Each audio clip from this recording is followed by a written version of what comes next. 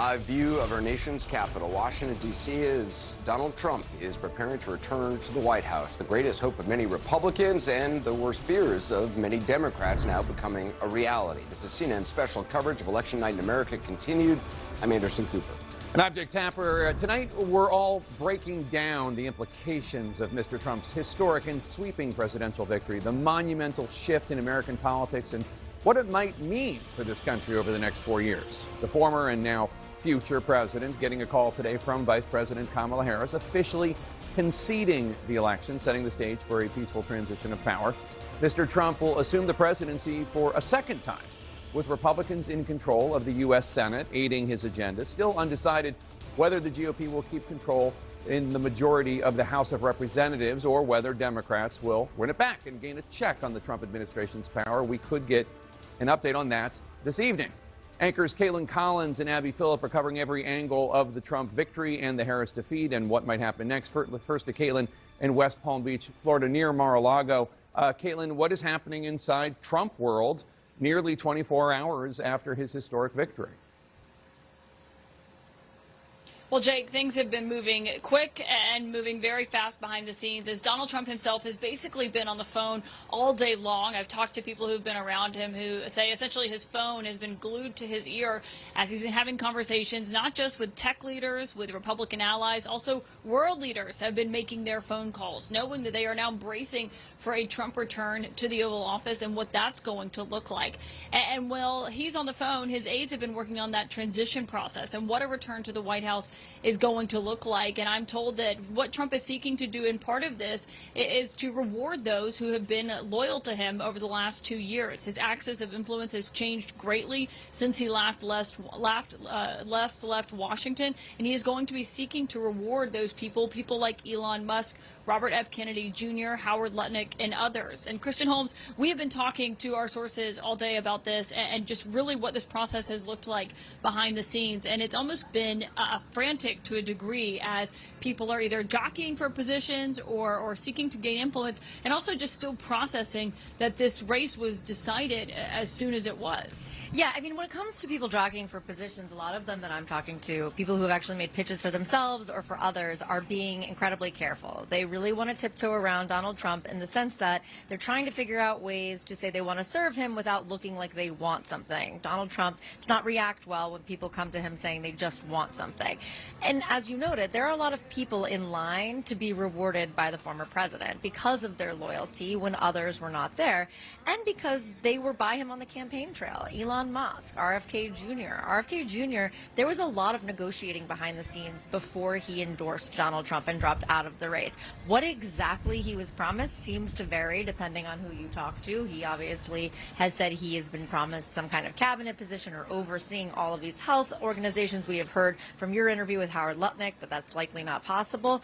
But there are a lot of people who are seeking rewards and pitching themselves right now to Donald Trump and Susie Wiles and those in his inner circle trying to get traction on a potential administration post. Yeah, and with the Senate makeup how it is now, maybe it is possible. Who knows, Jake? Obviously, these are a lot of outstanding questions that they are now trying to answer here in Palm Beach, Florida. All right, interesting stuff. Now let's go to Abby Phillip, anchoring here in Washington, D.C. And Abby, you covered Vice President Harris's concession speech earlier today. She pointedly urged her supporters to accept the results and commit to a peaceful transfer of power. Let's run a little bit of that. A fundamental principle of American democracy is that when we lose an election, we accept the results. That principle, as much as any other, distinguishes democracy from monarchy or tyranny. And anyone who seeks the public trust must honor it. At the same time, in our nation, we owe loyalty not to a president or a party, but to the Constitution of the United States.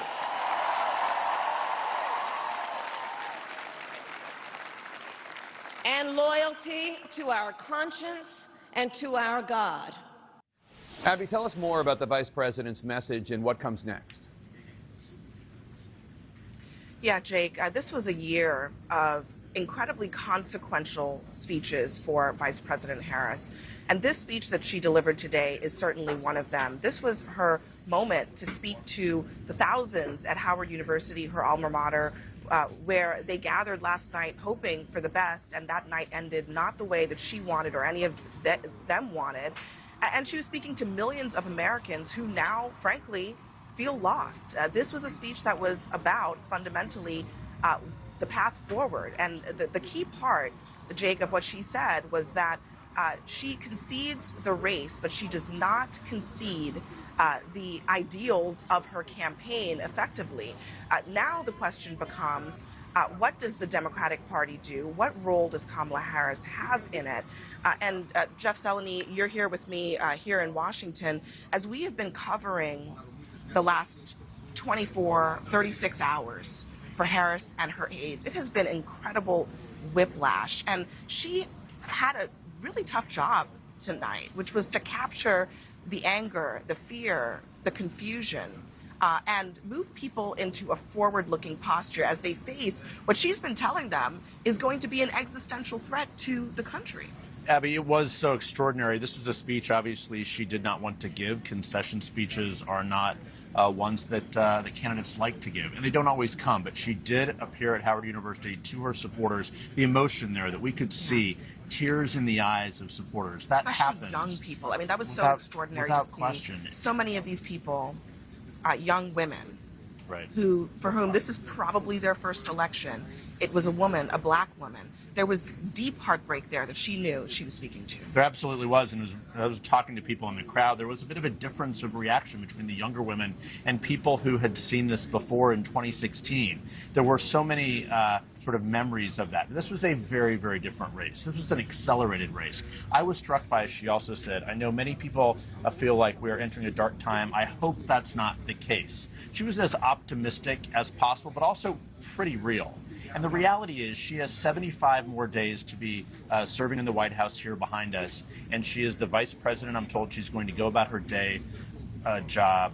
But also she's going to be focusing on her future. We do not know what that is. But as of now, she's as much the leader of this Democratic Party as anyone. So I think she exits this race with her head held fairly high as we begin sort of deciphering what happened. It's not all on her.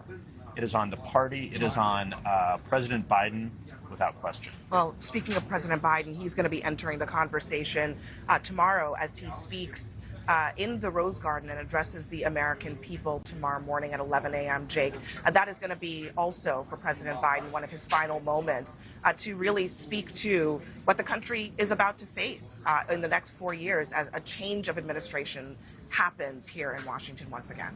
Indeed. Abby and Jeff, thanks so much. And a little housekeeping now. CNN can now project the Vice President Kamala Harris will win the state of Maine and 3 of the state's 4 electoral votes. Remember, Maine, like Nebraska, awards its electoral votes according to congressional district as well. Donald Trump is picking up that 1 electoral vote by winning Maine's 2nd congressional district. That brings Mr. Trump's total electoral votes as of this hour to 292.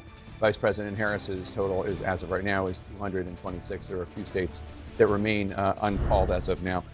Let's talk about the Vice President's concession speech. I want to play a little bit more and get your reaction.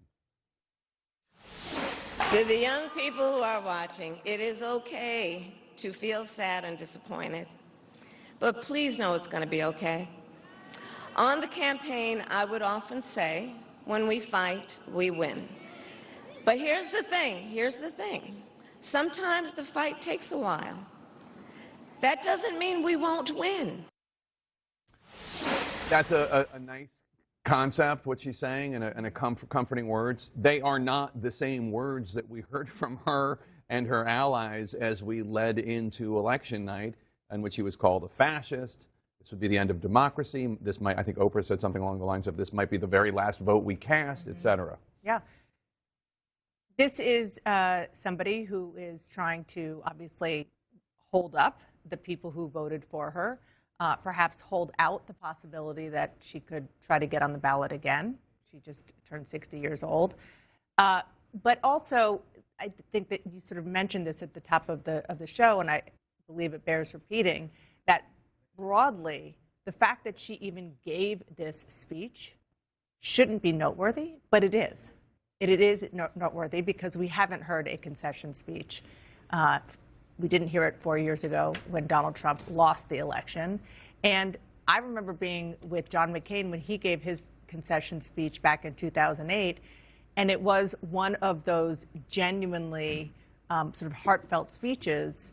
And it did help to, at least we thought, really try to heal the country. Then, things changed for different reasons.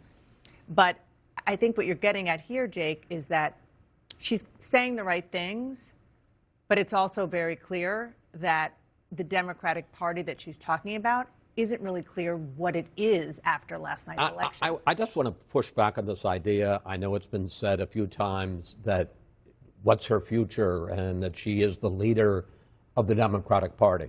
She's not the leader of the Democratic Party. Yeah. My experience in doing this for a long time is parties don't like losers. They particularly don't like a loser that is letting Donald Trump back into the White House. There have been many more beloved losers in either party. I think of somebody like Walter Mondale, who had a lot more credibility in the Democratic Party than Kamala Harris ever had. Kamala Harris, one of the things she's said a lot during the campaign is we need to turn the page. I don't think the Democrats, they can't wait to turn the page on Joe Biden and Kamala Harris, and because, frankly, this is going to be seen now as a failed presidency. Yeah. And with the vote, the only way to read the vote was the majority of Americans did not like the way the Biden-Harris administration ran this country, and they want to see something different from the Democrats. The 2024 Republican Party did embrace a loser, just for the note, and then he became a winner again. Well, one thing, you're talking about turning the page. On Monday night, David Plouffe, a senior advisor to the Harris campaign, said he thought Harris could win all 7 swing states. Earlier today, after the prediction clearly fell short, he wrote, quote, "It was a privilege to spend the last 100 days with Kamala Harris and his amazing staff led by campaign manager Jen O'Malley Dillon, who left it all on the field for the country. We dug," this is the part that's important, "we dug out of a deep hole, but not enough. A devastating loss. Thanks for being in the arena, all of you." Dug out of a deep hole is implicitly a slam on Joe Biden. Mm-hmm. Yeah, I think it's even more than implicitly. I mean, they're Explicitly. basically explicitly. They are very clear about that, and we don't know. I mean, it's an unknown whether or not Joe Biden would have done much worse. Maybe New Jersey, which was a lot closer than Democrats expected, even though the Democrats won. Maybe that, for example, would have gone for Donald Trump and not Joe Biden. But despite what David Plouffe is saying today, and it's understandable that he is trying to maybe clean things up a little bit, we heard yesterday from the Democrats in the Harris campaign and the Republicans in the Trump campaign the same thing. Our data shows that we're doing well, that we're closing well, that we'll be good, and only one of the campaigns was right with their data, and that was the Trump campaign. No, and there's no question that there was a deep hole, and it was the hole that Joe Biden, with his policies on inflation and the economy and foreign policy and immigration, dug for the party. I mean, the thought experiment, this idea that Joe Biden would have run closer to Donald Trump than Kamala Harris, Maybe the Joe Biden of 2020. Yes, but not the Joe Biden of June 20. But, the question that I think people will ask is, if he had stepped out after the midterm, a very successful midterm, and thrown the party open to a full nomination process, first of all, I don't think it would have been Kamala Harris. It would have been somebody else. And could they have beaten Donald Trump? We'll never know that, but I think that's the only question, sensible question you can ask. If it had been Kamala Harris, it would have been a much more strong and much more battle-tested Kamala Harris who had won a primary system. Yeah, but I understand your skepticism, right. Certainly. Just to have Donald Trump is pledging to keep his campaign promises. What are those campaign promises? We're going to take a deep dive into what his second term is going to look like. That's next.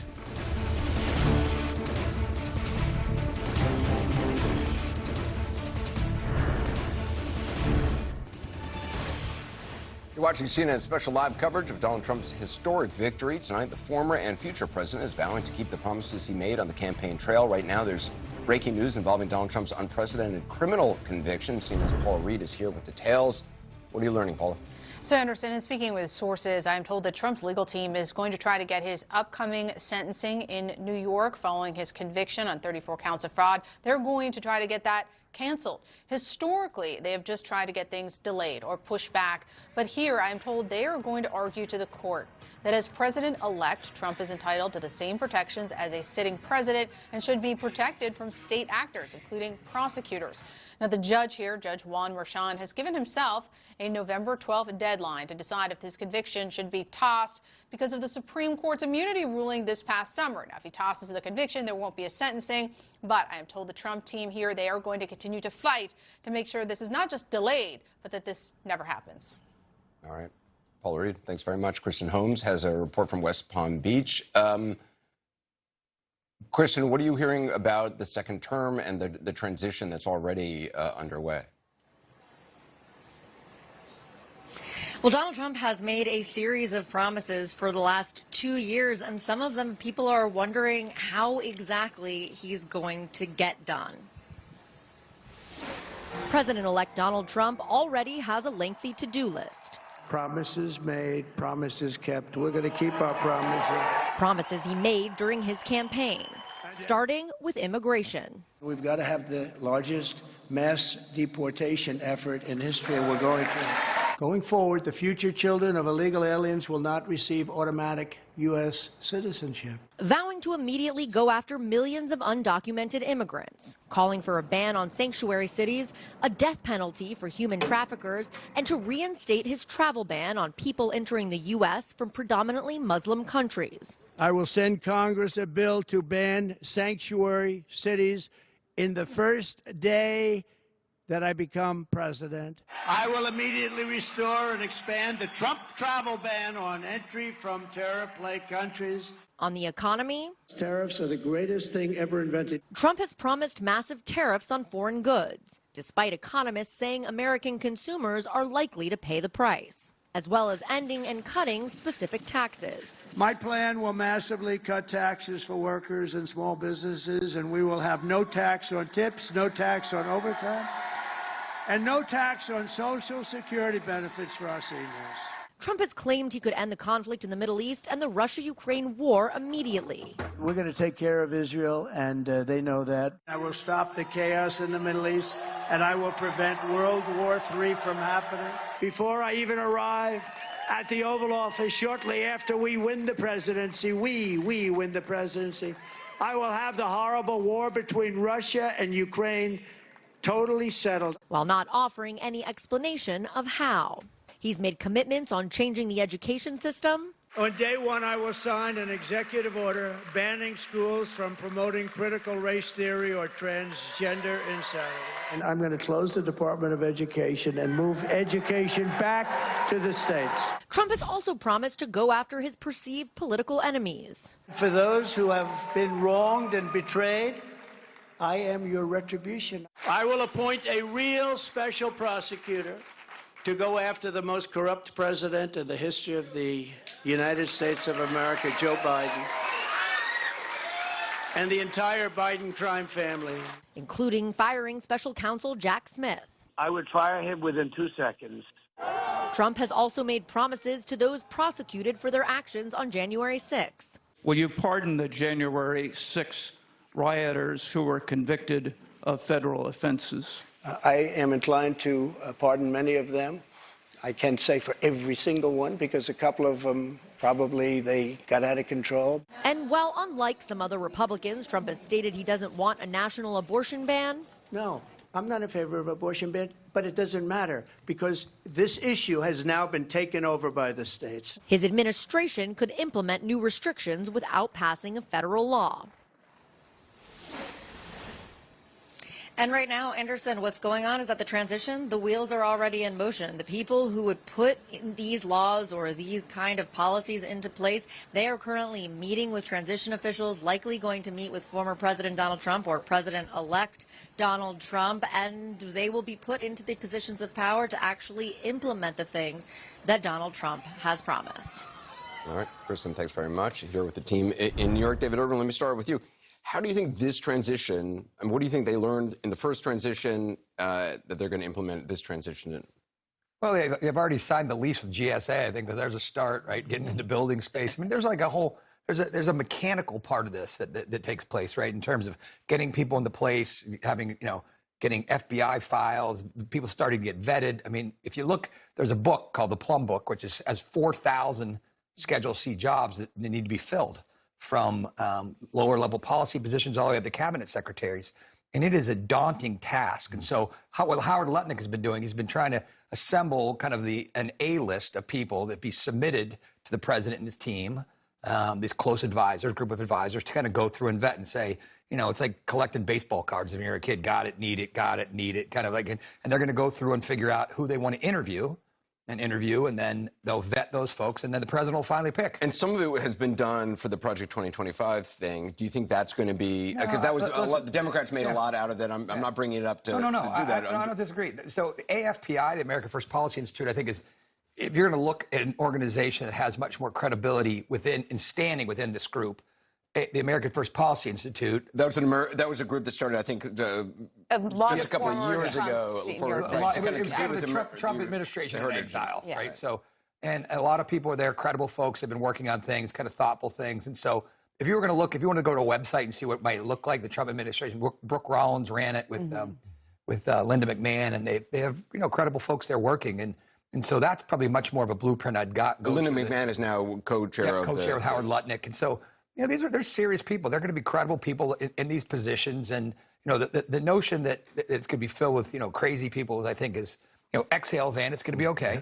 and again, the big positions I think are who's going to be the chief of staff to the president, who's going to be the White House counsel, who's going to be the attorney general. Those are probably the most significant jobs. Yeah. Well, listen, I mean, are you confident that they can find responsible people? Well, listen, at the speed who want to work with them. A couple things. I think they're going to be able to move much quicker. They know what it takes to staff these roles. They've had sort of this administration and waiting at these various outside groups, the Conservative Policy Institute as well.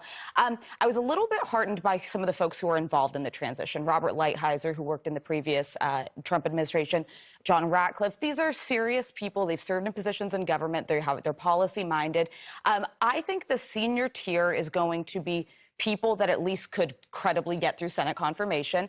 I think it's the next tier of people who don't have to go through the same level of vetting that you're going to see some folks go in that are going to make some people uncomfortable. Absolutely. And in West Wings, in cabinets, people who in these second tier roles have a lot of power.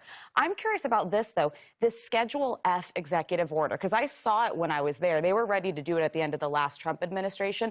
That would have basically made all civil servants fire at will, so that Trump would have way more hiring power to put his own loyalists into those roles.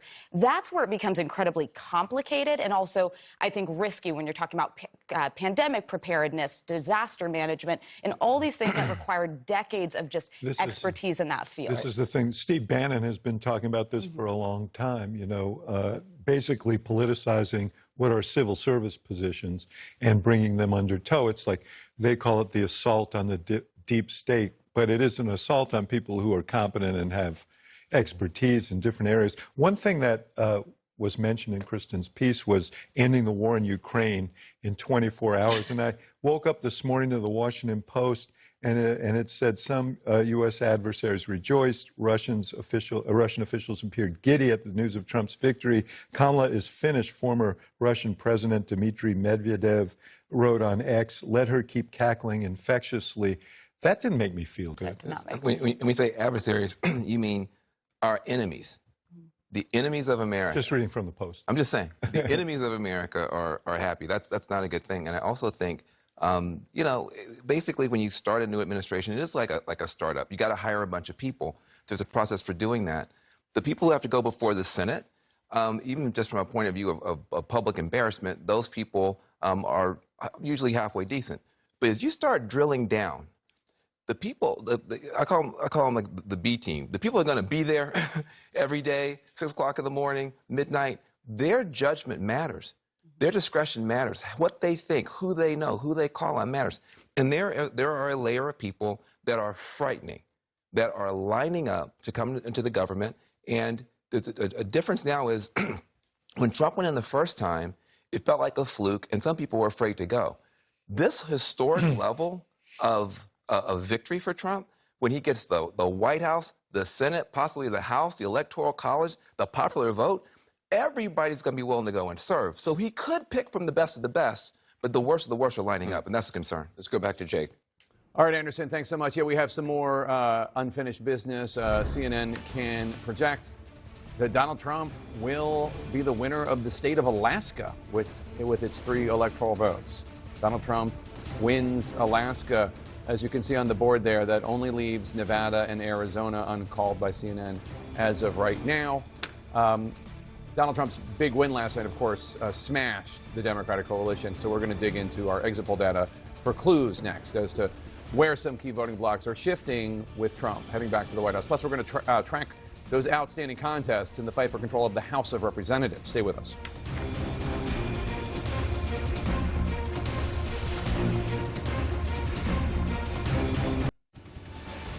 Welcome back. Election night in America continued. Right now, we continue to track all the latest reaction to Donald Trump's stunning victory over Vice President Kamala Harris. Let's go to David Shelley now. He's digging deeper into some of the exit poll data. And David, you're looking at how some traditionally Democratic voting groups shifted toward Donald Trump. Tell us what you're finding. Yeah, some key demographics where we see a real shift towards Trump. Latino voters, the one that jumps out off the page of the exit polls. Jake, here you see Harris won Latino voters 52% to 46%. That's a 6 percentage point advantage. They make up about 12% of the electorate. Joe Biden, 4 years ago, had a 33-point advantage over Trump with Latino voters. Trump increased his support by 14 points. Take a look here among young voters. Harris wins them 54% to 43%. They are 14% of the electorate. She has an 11-point advantage there.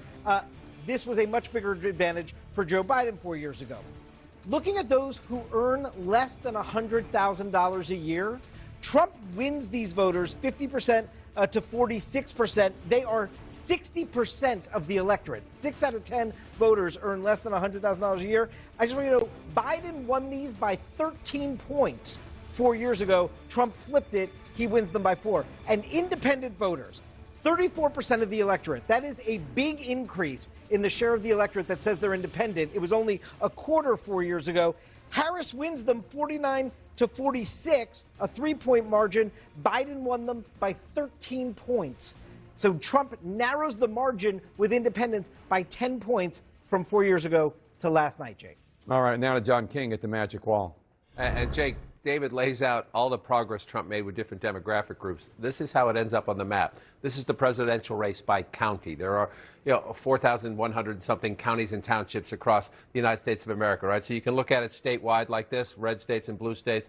But if you look at it, one of the conversations Democrats are going to have after this election is maybe we should stop calling this flyover country.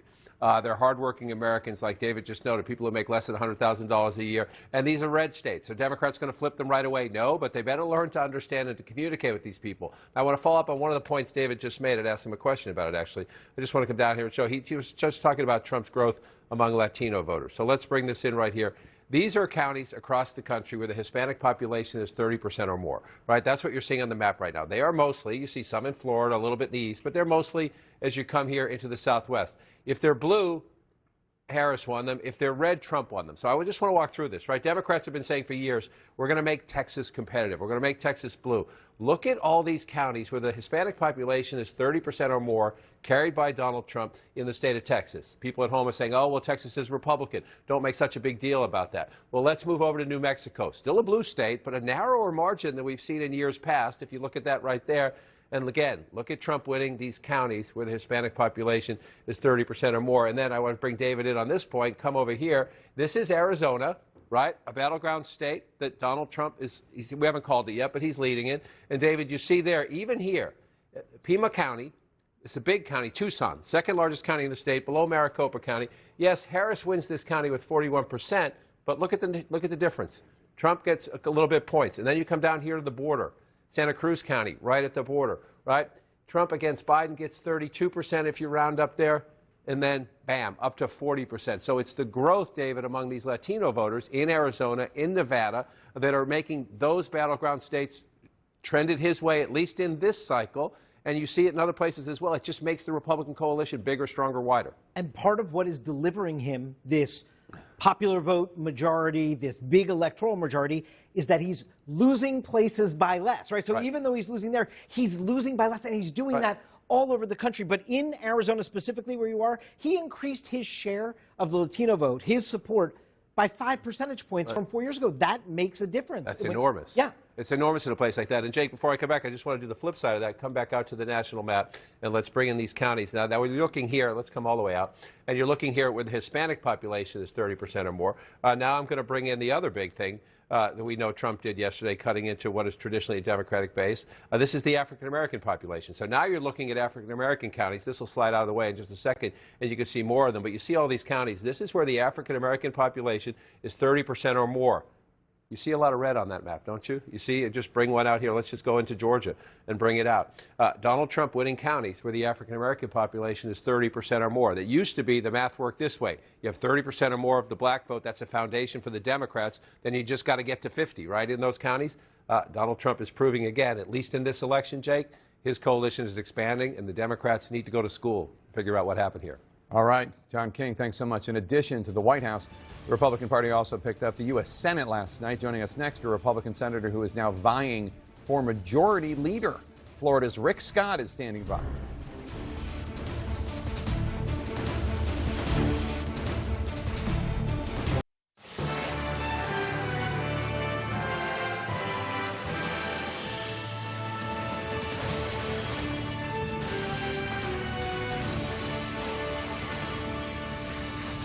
Welcome back to Election Night in America. Continued tonight. Former President Donald Trump is preparing for his return to Washington after nearly 4 years in political exile. The White House is set. But let's dive into the balance of power on Capitol Hill. Republicans, we know, will take control of the U.S. Senate, but the outcome in the U.S. House of Representatives remains uncertain at this hour. Boris Sanchez is looking at where things stand. Boris? Yeah, Jake, the House is still up for grabs, but things are trending in a specific direction. I'll explain in just a moment. First, let's look at the state of play, the balance of power in the U.S. House. Democrats hold 191 seats with 2 pickups, Republicans 208 with 6 pickups. 36 seats remain yet to be determined. You need 218 for control of the chamber. So you see, Republicans are only about 10 seats away. When it comes to Democrats trying to take control of the chamber, let's talk about the magic number that they need. Right now, Democrats need 8 Republican seats. They need to flip those 8 Republican seats to take control of the chamber. They're currently leading in 4 Republican districts, and that's not really an indicator of the whole picture because Republicans are currently leading in 2 seats where Democrats hold that district. So really, it's a net gain of 2 seats for Democrats, far below the 8 that they would need. Let's look at some key race alerts right now to show you where things stand in 2 very important races. The first in New York's 4th district. This is in Long Island, a district that Joe Biden won by double digits back in 2020. There, Laura Gillen, the town supervisor, has a lead of about 6,000 votes against incumbent Republican Congressman Anthony D'Esposito. D'Esposito, a former NYPD detective.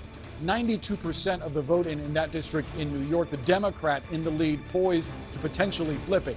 The opposite is true in Alaska's at-large district. Here, you have Republican Nick Begich currently leading against incumbent Democratic Congresswoman Mary Peltola. Peltola, a freshman, the first Native Alaskan to ever serve in the U.S. Congress. She actually won 2 years ago in large part because Alaska has ranked choice voting, and she went up against 2 Republicans who effectively canceled each other out. Now, only going up against 1 Republican, you see where it stands. He's 11,000 votes ahead, 71% of the vote in Alaska. Jake?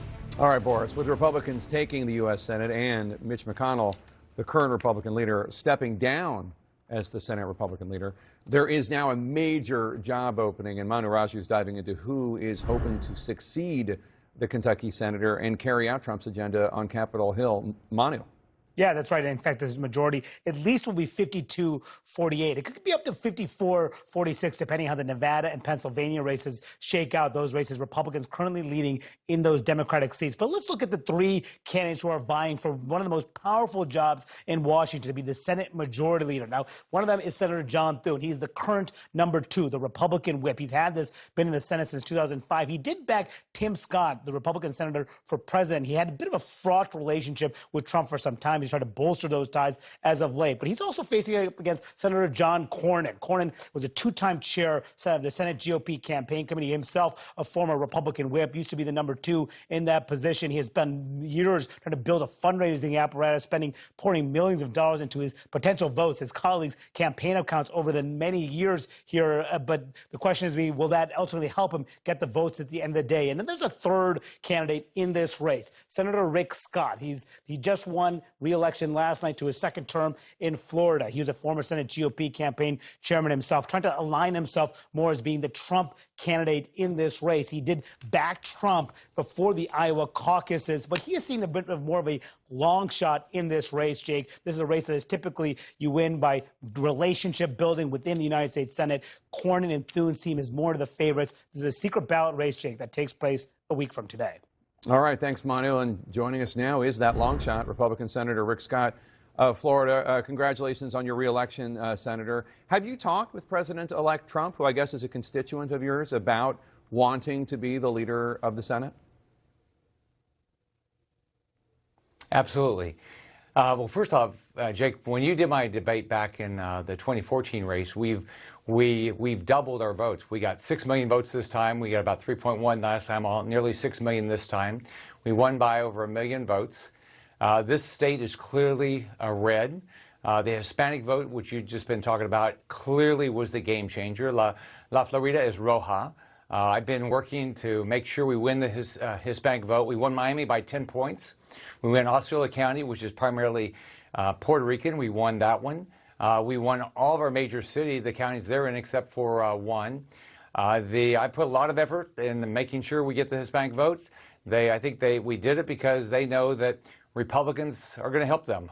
In my case, what I always talk about is living the dream of this country. We all need to do it. Didn't matter the color of your skin. You ought to have that dream. So I think Florida now has become the center of the Republican Party in the country. And I think the rest of the country can learn a lot about what we've done in Florida. Now, with regard to the Senate Majority Leader race, I think I'm going to win because I'm talking to my colleagues about what they want. And here's what they want. They want change. They want to be part of the process. They want to be treated as equals. They want somebody that has a relationship with Trump. They want somebody who has a plan. They want somebody who has a relationship with the House. I've got a great working relationship with Donald Trump. He supported me when I ran against McConnell 2 years ago. Is he supporting you? I've got a great working relationship with the Speaker in the House. And I think that they want somebody that's going to get things done. Business guys. I'm a business guy. We get our stuff done. Is Donald Trump supporting you in your race for Majority Leader? Well, we're going to see what he does. He's been very supportive of me when I ran before, so I've been talking to him. But we'll see. He had to get through his race first, so we'll see what he does if he engages. But I can tell you, my colleagues want change. They want to be part of the process. Right. They know that Donald Trump's got a great mandate. They want that to happen. Let me ask you, because Donald Trump, as you know, and I don't mean this in a pejorative sense, but he's not the most patient individual in the world. And I think he's going to be frustrated if Republicans continue to allow the filibuster, because as of right now, there are not 60 Republican votes, which means that if the filibuster exists, I know you know this, but just for the folks at home, a minority, the Senate minority of Democrats, will be able to block legislation, including, the massive deportation process that Donald Trump wants to happen, and on and on. Are you committed to keeping the filibuster? Mitch McConnell said earlier today that the filibuster should stay. I believe in the filibuster, but the way you get things done in the Senate is you talk to people. What's been happening up there, I've been up here 6 years. The Republicans and Democrats don't talk to each other. We've got to say, what's our agenda? We've got to be clear with our agenda. I've done deals all my life. And the way I got deals done is I said, what would you like to have happen? All right, and let's see if we can find common ground. That's what we have to start doing. We have to have somebody that's going to run the Senate, that's going to work with Republicans and work with Democrats and find common ground to get things done. All right, Senator, thank you so much, and congratulations on your re-election. President-elect Trump says he wants RFK Jr. to, quote, go wild on health care. Is it a good idea to give somebody who knows so little about vaccines and science and health care a key role in vaccines and science and health policy. CNN's own health expert, Dr. Sanjay Gupta, is going to weigh in next.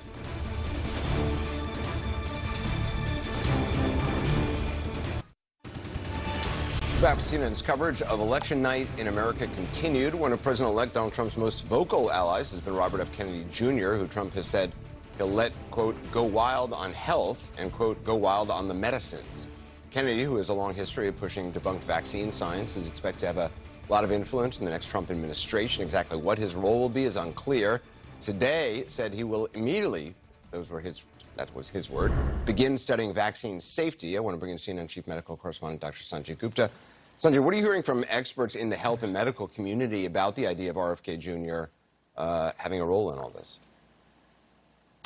Well, it's a diverse community, so they don't usually speak with one monolithic voice. But I think with regard to vaccines, people are in pretty much universal agreement here that, some of his comments really stand the possibility of rewinding lots of decades, generations really, of public health advances. So that is a real concern. The challenge, I think, is at the same time he says things that there's a lot of agreement on. The Make America Healthy Again movement. I mean, he's not the first person to talk about this, Anderson, but the idea that, as in the United States, we spend $4.5 trillion on healthcare and we have some of the worst health outcomes in the developed world is true. Again, he's not the first person to bring this up, but those are true statements, and a lot of those negative impacts can be attributed to food. 70% of chronic disease in this country probably related to how we nourish ourselves. So we're spending all this money creating this disease and trying to fix it. And on that, he makes a lot of good points. Might he be able to get something done in that area? We're not sure. But with the vaccines, I think there's a universal agreement really among medical professionals that he has said some really dangerous things in the past. RFK Jr. often says that he's not anti-vax, and I want to play something he said in an interview today. I'm not going to take away anybody's vaccines. I've never been anti-vaccine. I'm going to make sure the scientific safety studies and efficacies are out there and people can make individual assessments about whether that product is going to be good for them. Do you buy that? Well, I mean, look, I've covered him for a long time. And frankly, it is difficult to sort of pin him down because he says sort of two things that are almost the exact opposite. He did this interview with Casey Hunt a few months ago. Just listen to this, and I'll explain at the end. Can you name any vaccines that you think are good? I think some of the live virus vaccines are probably averting more problems than they're causing. There's no vaccine that is, safe and effective. So you did say it. Do you still believe it? Well, here's what I would say. First of all, I'm not anti-vaccine. How is that statement not anti-vaccine? Well, I can say right now there's no medicine for cancer that's safe and effective. It doesn't mean I'm out against all medicines. What I want is vaccines that are proven safe. Yeah, I mean, you heard that. I'm not exactly sure what that means. I'm not anti-vax, but I don't think there's any vaccines that are safe and effective.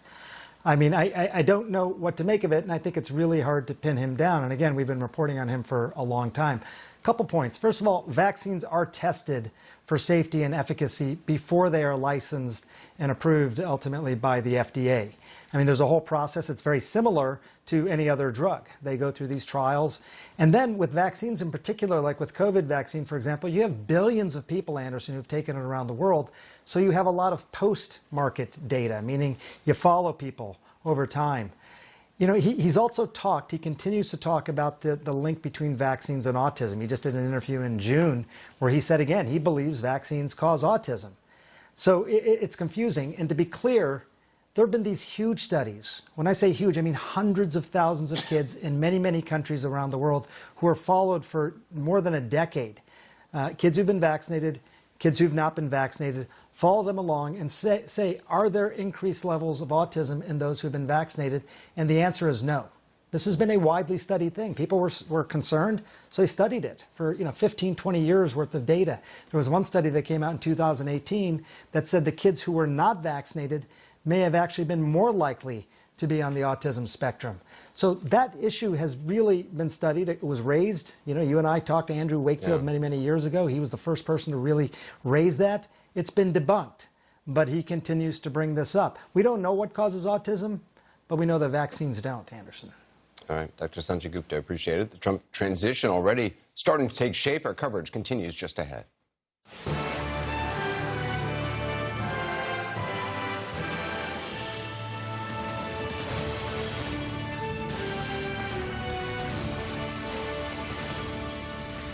The nation's capital now on the brink of a second Trump presidency, a new era of uncertainty and dramatically changing priorities at the highest levels of power. This is CNN's coverage of Election Night in America continued. I'm Anderson Cooper.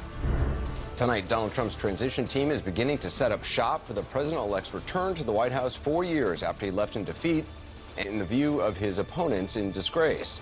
The political landscape historically changed overnight by Mr. Trump's overwhelming electoral victory that expanded the number of red states and broke through the Democrats' blue wall.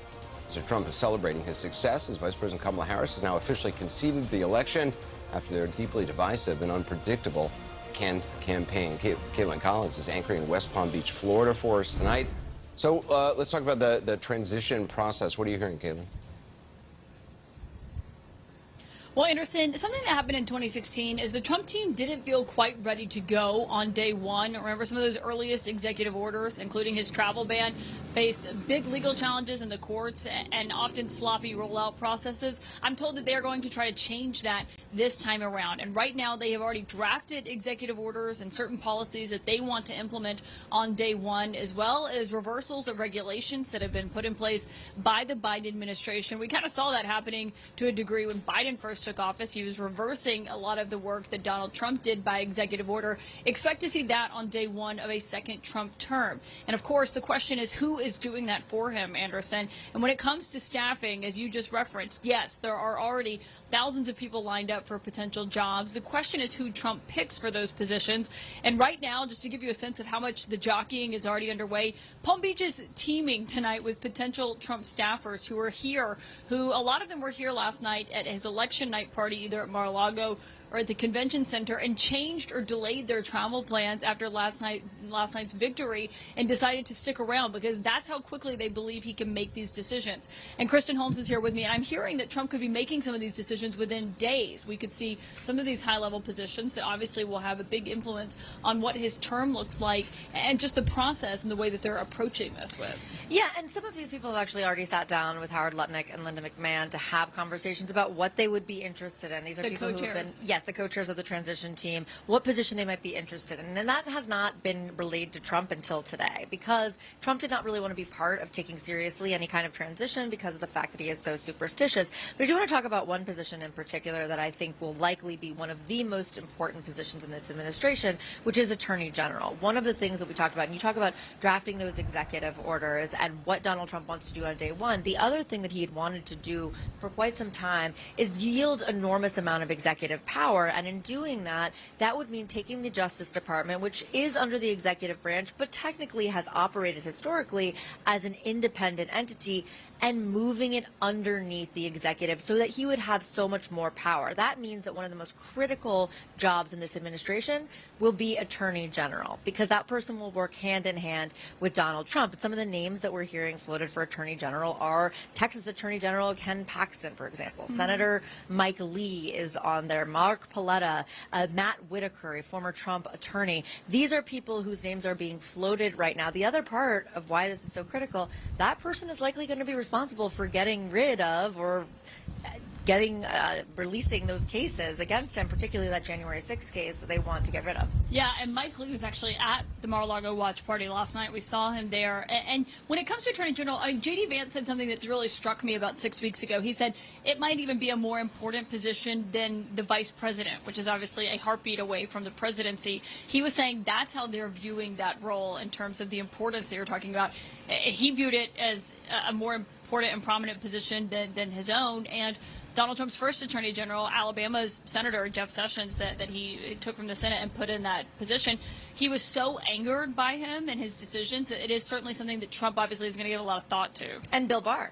I mean, one of his biggest regrets, he has said, was bringing Bill Barr into the administration, who obviously turned on him after not January 6th, after he was denying the election in 2020, and Bill Barr said it was because he was lying.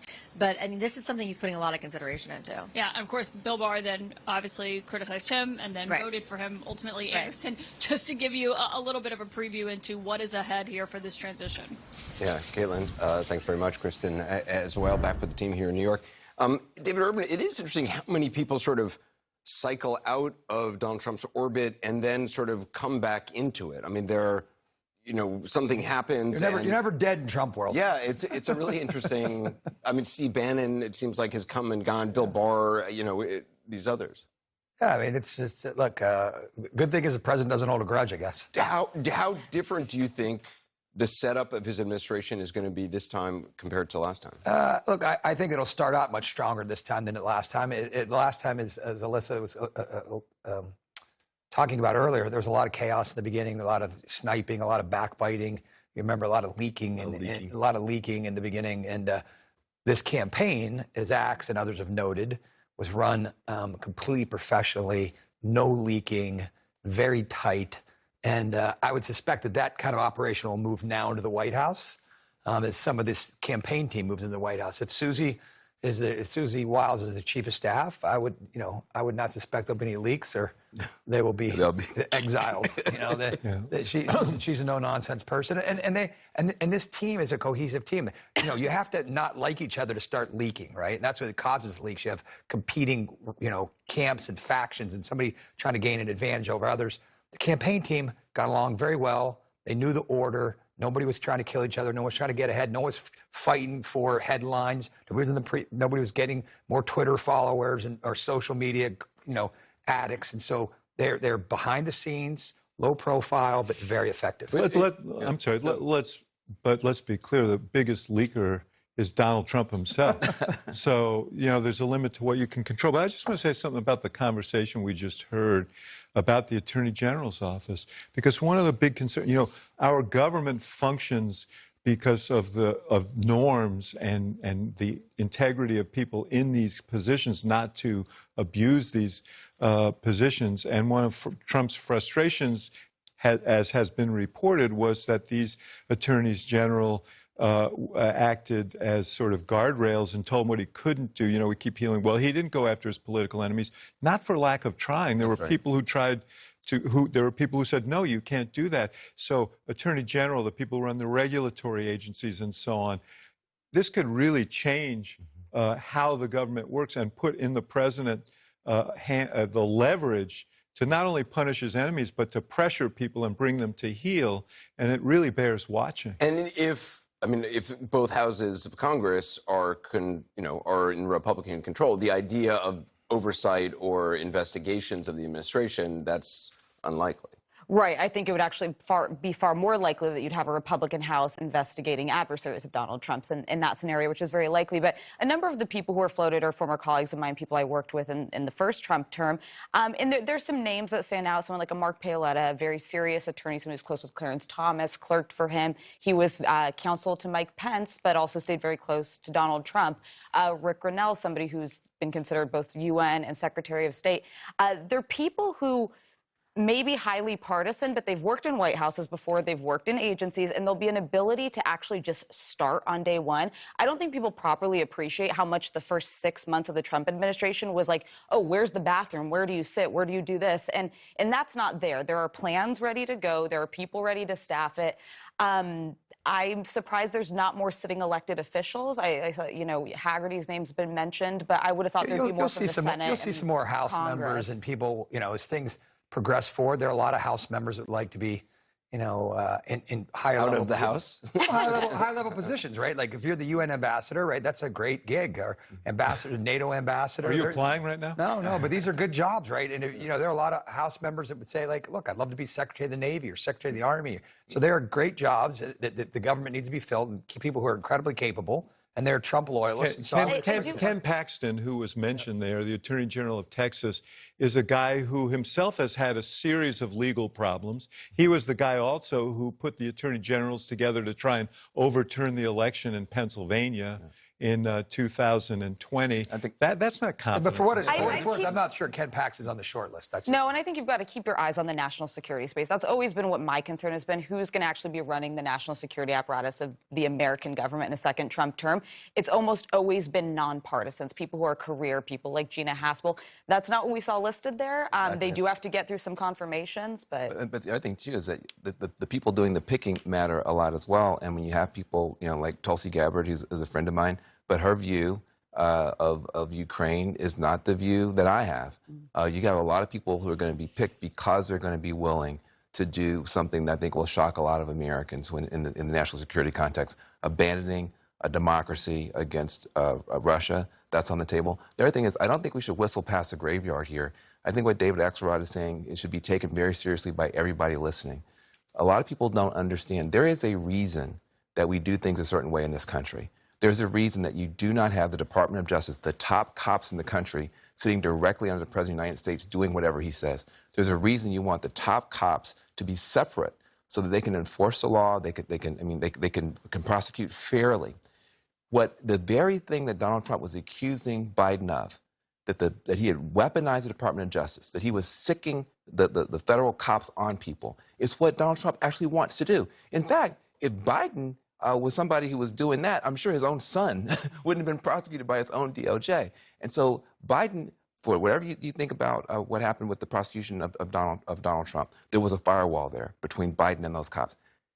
That may go away. We have never lived in that country. In fact, the reason that we have these norms is because Richard Nixon actually abused those things, and America learned a very, very tough lesson. So I think it's very important. It's good for us to understand the balls and the strikes, but the game is changing. Yeah. The game is changing under Donald Trump, conceivably. Well, let's just wait and see. Let's not go swing too wide here. Sure. I saw a few attorney generals come and go. Wait and see. Listen, and interestingly, there's also who is the FBI director, right?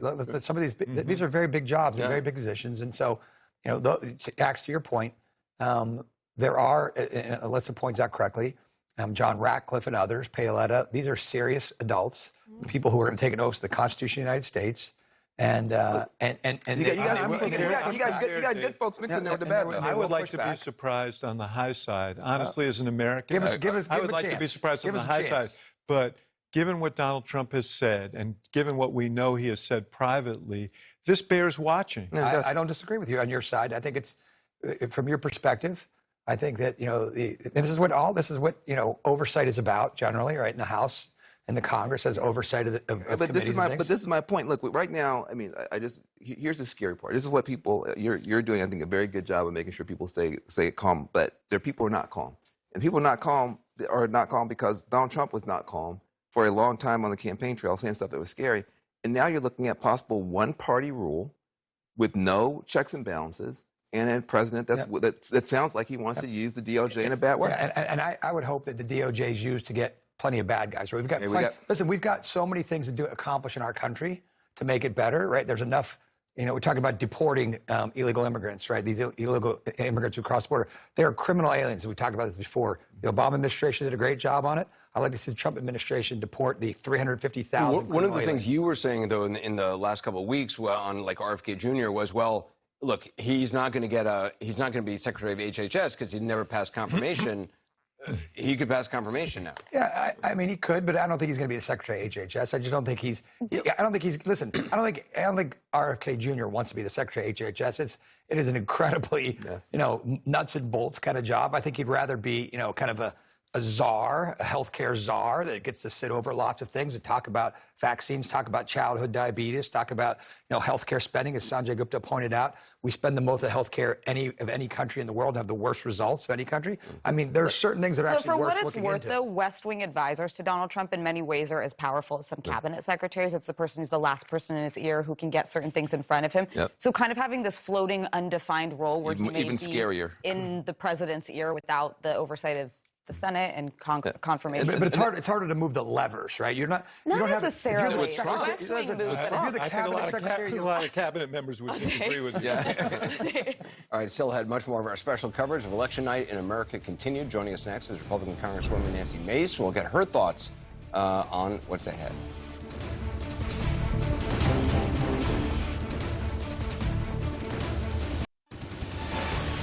Welcome back to our special coverage. Election night in America continued. Tonight, Donald Trump's once unthinkable comeback is shaking up the entire American political landscape. CNN's David Chalian is joining us again with more on our exit polling. And David, so interesting what happened this election. You have more information about mail voters and how they really were key to propelling Trump to victory. Tell us more. There's no doubt about it, Jake. You heard a lot about the manosphere, the way Trump was messaging throughout the campaign. It was a direct appeal to mail voters, and it paid off.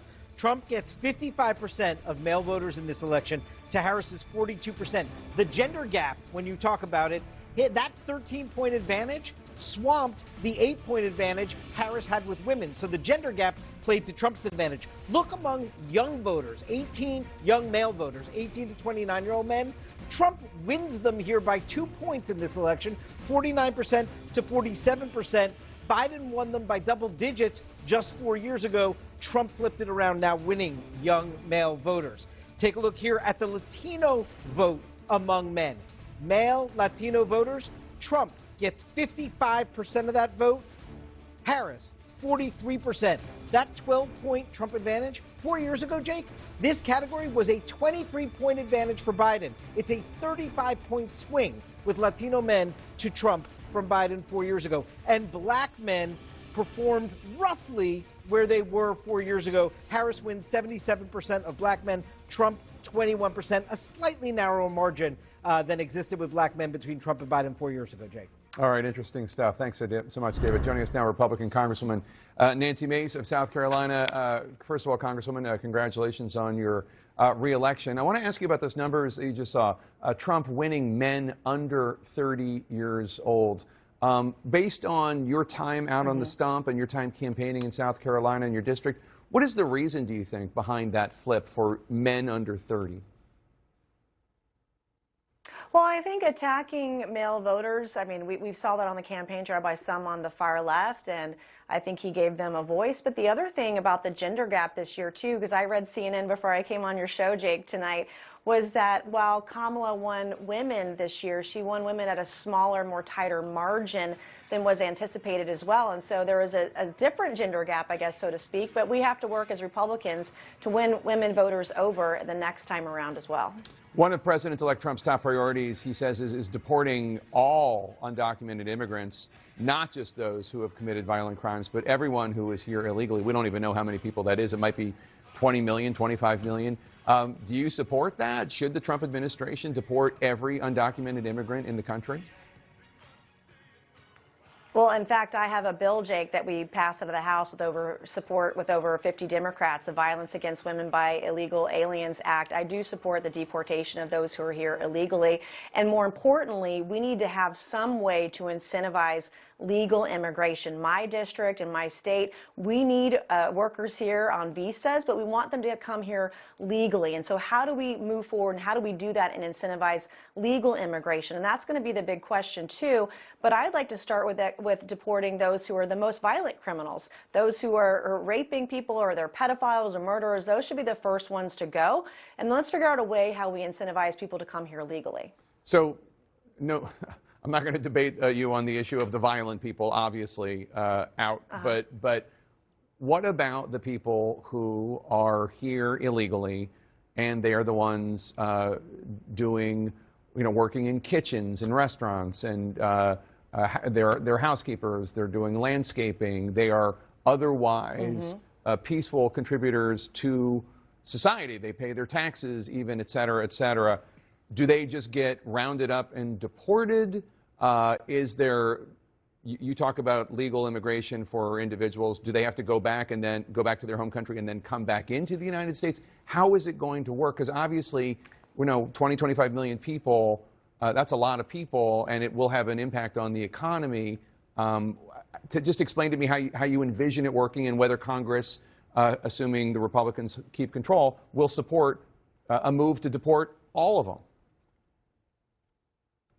Right. Well, I'm not going to speak for President Trump on how he wants to do it, but I will say this. Yes, we need workers in this country, but our visa program is broken. We have these arbitrary caps on H-1B and H-2B visas. My district relies on seasonal workers from other countries, but we have these arbitrary caps that limit the number of workers we can bring in. And they're seasonal. They come here for 3 months, 6 months, 9 months, they go home, they reapply again.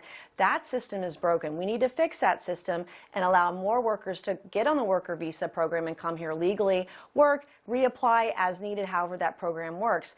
With the deportation, I'm going to tell you, I mean, Trump not only won the Electoral College, he won the popular vote so far as we can see, and it looks like most Americans are okay with the policy of deporting those who are here illegally. Get in line like everyone else who came here legally, do it the right way, and let's get it done. I mean, that's what the most people in this country want. Immigration was on the ballot, women's issues were on the ballot this year, and they overwhelmingly chose Trump. We did see abortion-related referenda pass in multiple states, including red states like Missouri and Montana and Arizona, supporting abortion rights, access to abortion. Where do you see that issue going? There are obviously Republicans in the House, Republicans in the Senate that are going to continue to push for a national ban of some sort, even if it is at 15 weeks, 16 weeks. Do you think that that should go forward? I don't see that on the immediate agenda at all. And the states that this is a states' rights issue, and the states that are putting abortion as a ballot referendum statewide, that's the right move. I've supported that move. I would support it in South Carolina. But there is a lot of common ground on other issues related to women. As Trump has said, he put it in the Republican Party platform this summer, he wants to protect women's access to IVF. Everyone in this country supports IVF, so let's start there. Let's also find a way to protect women who are victims of rape or girls who are victims of incest. Let's protect access to contraception and birth control, all those things that the vast majority of Americans, 99.9% of us, agree on. That's where we need to start. That's what the mandate, I believe, is. And you've seen that in red states where people support abortion, who are pro-choice. And so we really have to read the room as Republicans and find a way to balance our beliefs and believing in life, but also women's rights, because women care about it, and it's an issue that I've campaigned on. I've worked really hard on this. I have numerous bills that protect women's rights, both at the state and federal level, and that is a body of work that we as Republicans should encourage and work on, and I will be there standing in the brink, trying to make sure that we do right by women. It's my job. It's what voters asked me and elected me to do, and I will be right there with them. And what will you do if there's a move on when it comes to the mailing or shipment of abortion medication, mifepristone? There are those, as you know, who want to invoke the Comstock Act to make it illegal to mail it. Would you support that? Will a Republican Congress support that? Well, I spoke out against the Texas cases of mifepristone and also trisomy 18 because I believe those rulings in court were unconstitutional. It is the law of the land. It's approved by the FDA. You don't have to agree with the FDA, but that's what the FDA decided and approved, just like the Alabama ruling. I was one of the first Republicans to speak out against that. The same thing with the Arizona abortion ruling from 1860-something. There are some laws out there that are archaic, and we want to make sure that we're not running down that rabbit hole, and I'm going to support women through and through, as I always have in my time in Congress. All right, Congresswoman Nancy Mace, good to see you, and congratulations again. Thanks so much for being with us this evening. Yes, sir. Just ahead, Donald Trump is the first convicted felon ever elected president of the United States. Does his return to the White House mean all his legal troubles will disappear? And should people get rid of the check this box if you're a convicted felon from all job applications from now on? Stay with us.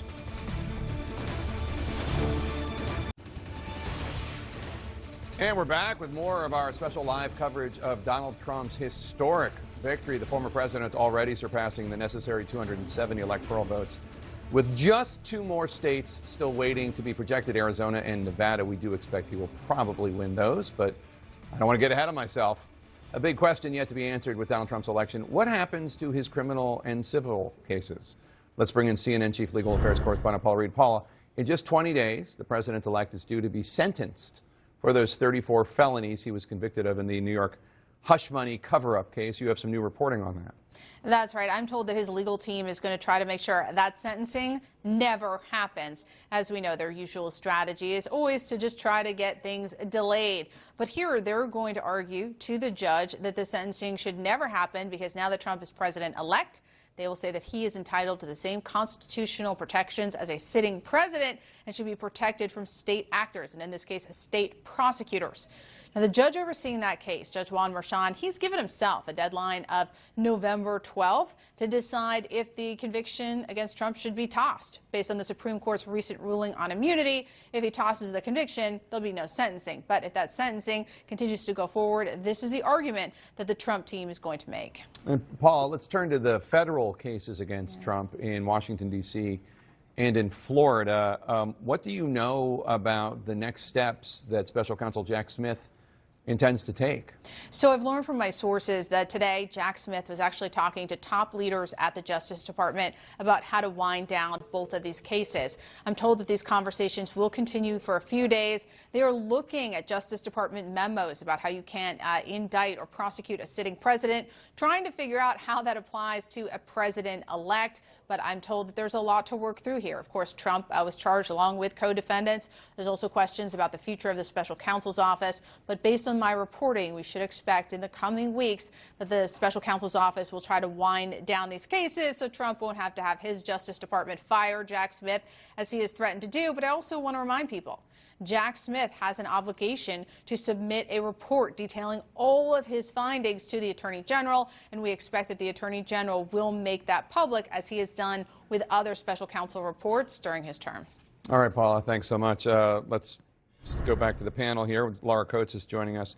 Is there any world in which any of these cases against Donald Trump could be picked up again in 4 years? The case in Georgia, or the two Jack Smith cases? I don't see a world where it is, unless that world is somewhere other than Earth, and we all move ourselves there. But I think we're in a different reality these days. But I think people are asking that question because technically you could try to toll something and say, well, look, if you're the president of the United States, you can't be encumbered by different litigation and beyond. Although the Paula Reed case, Paula from back when the Clinton days did tell us that Paula Jones, not Paula Reed, could tell us that you actually can, in fact, be able to have a case about a president if it's not conduct during office for civil matters. But I think there's very unlikely any world where we're going to have an instance where these will be told for a period of 4 years. The question everyone's asking right now is about the sentencing date of this New York case. He's a 34-time convicted felon. The voters did not think that was sufficient in many ways to say it was disqualifying for him. But now the judge has a choice. Can you actually sentence him for all practical reasons? Can you give him a prison sentence? I doubt it. He's a president. You have a supremacy clause where you're going to have a state court try to interrupt someone's ability to take the office.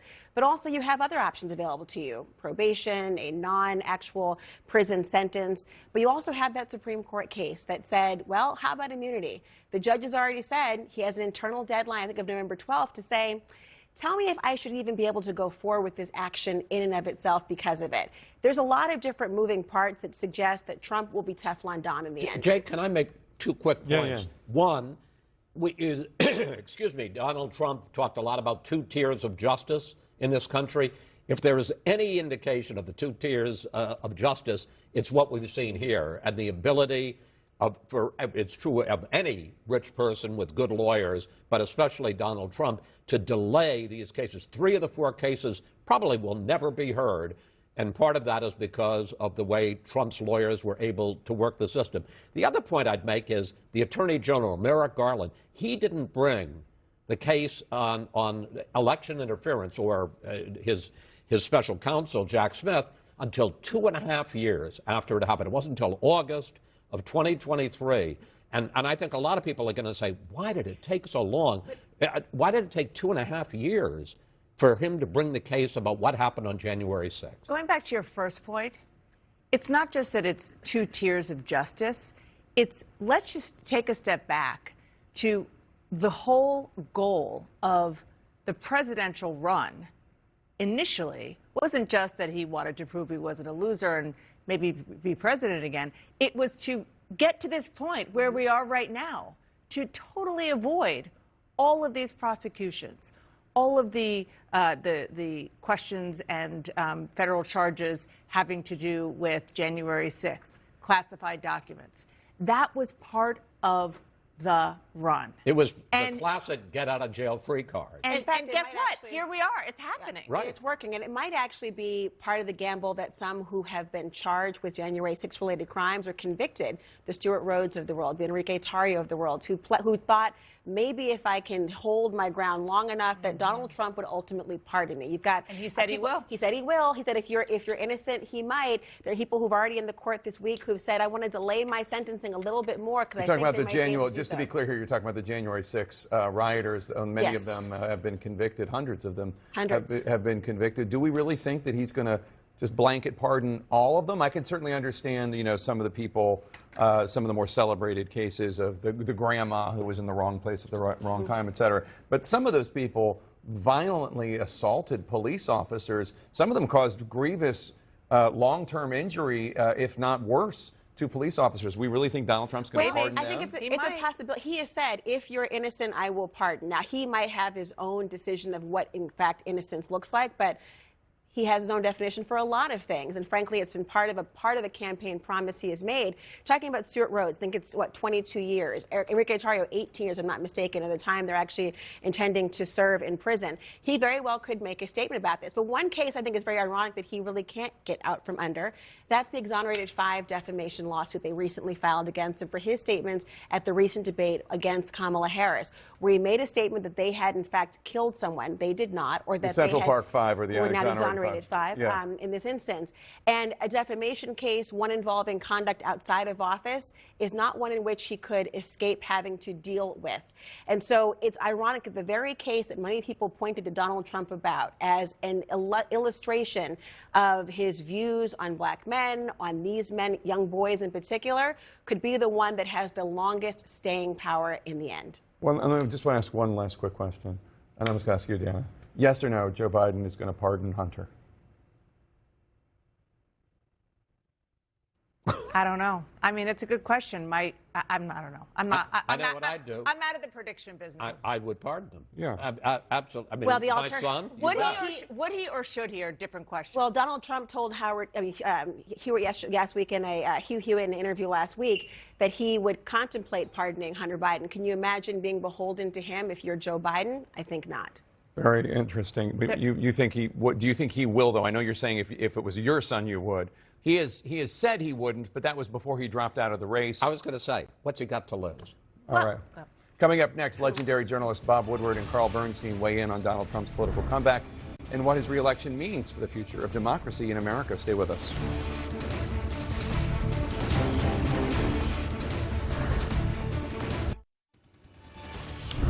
And welcome back. Election night in America continued. The first Trump term was rife with scandals and controversies and leaks. Will a second administration stacked with loyalists have similar levels of chaos? That remains to be seen. Here are now 2 legendary journalists, best known for breaking the Watergate scandal that ultimately led to the resignation of former President Richard Nixon. Bob Woodward, the author of the new book War, and Carl Bernstein, author of Chasing History. Bob, let me start with you. You've interviewed Trump at least 20 times, and I know recently you said that the former president is far worse than Richard Nixon. Obviously, a majority of voters were not concerned. I'm wondering what you thought last night as you watched results come in.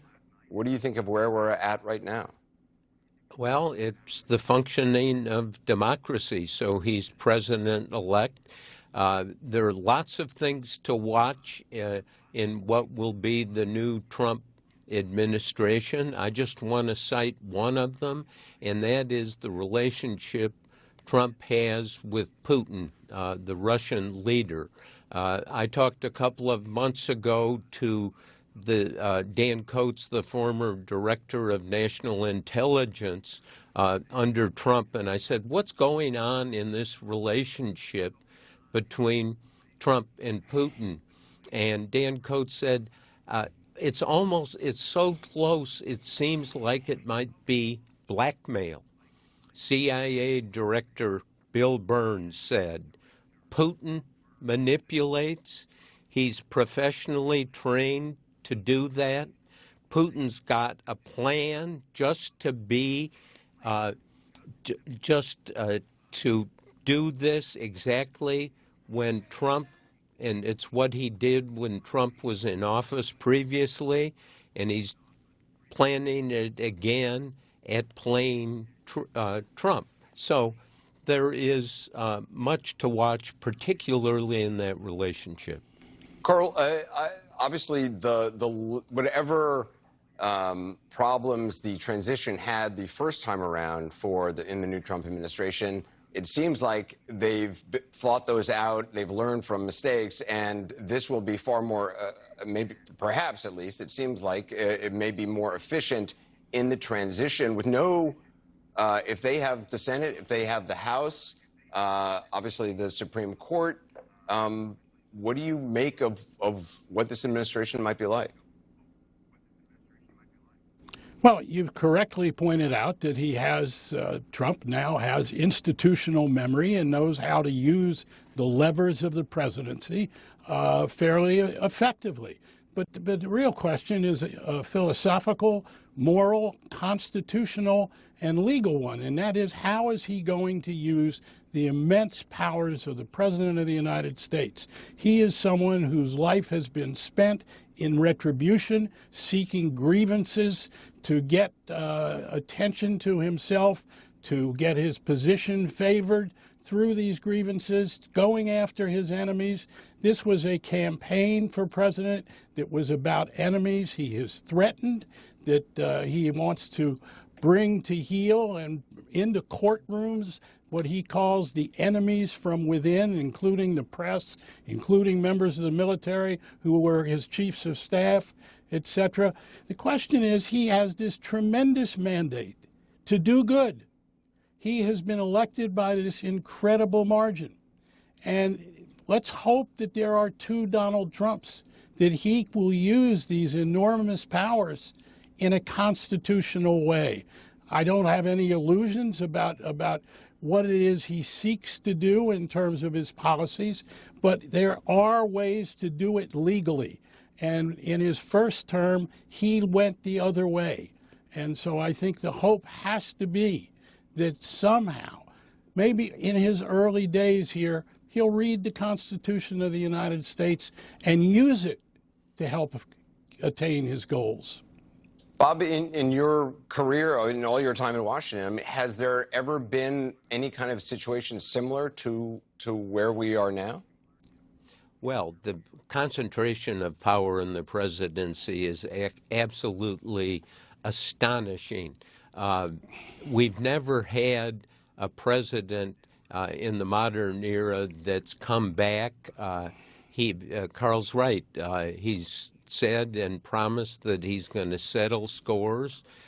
He has alienated lots of people in the national security establishment. You could name the generals and the defense secretaries and the secretaries of state who worked under him, who actually didn't even want Trump on the ballot. So there's lots of suspicion. In our business, the media, there's going to be lots of watching. There is incredible constitutional authority that a president has, and every step is going to be observed and monitored as it should. But Carl's right. Is there a Trump who will look at this as an opportunity to do good? When he was president the first time, he did, and he absolutely flubbed the coronavirus. He had the information. He could have saved all kinds of lives. He could have been the leader that in 2020 that was reelected because he was the hero to save lives. Instead, he kept waving it away and saying, oh, it's going to go away. It's not a problem. The last conversation I had with him on July 20th, 2020, I asked him, what are you going to do? What is your plan? Incredibly, he said, oh, don't worry. I'll have a plan in 106 days. 106 days was the election. He was worried about the election, not saving the lives of people in his country. Bob Woodward, Carl Bernstein, I appreciate you being with us tonight. Thank you Coming up next, the education divide that helped decide the presidential election. We're digging deeper into the exit polls and the keys to Donald Trump's victory.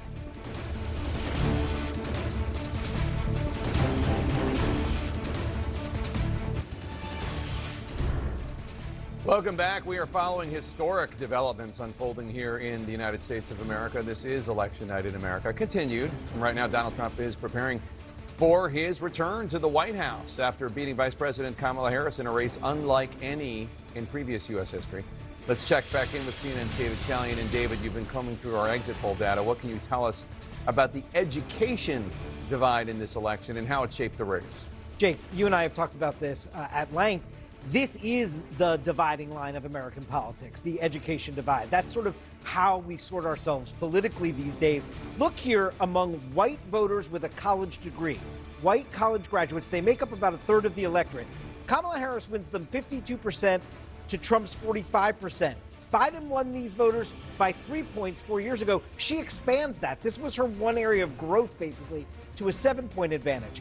Look at white non-college. This is the Trump base. This is about the same, 66% for Trump, 32% for Harris as 4 years ago, but he grew the share. The Trump turnout was on the rise, and so they make up 39% of the electorate this time. Now I want to take a look at voters of color who have a college degree. 65% go for Harris, 32% go for Trump. That is a 33-point advantage. 4 years ago, Biden won the group by 43 points. So this is part of Harris's diminishment with some voters of color. And if you look at voters of color without a college degree, we see a similar trend. Here, Harris wins them by 30 points, 64% to 34%. They make up 19% of the electorate. But that 30-point gap, well, that was 46 points advantage for Biden 4 years ago.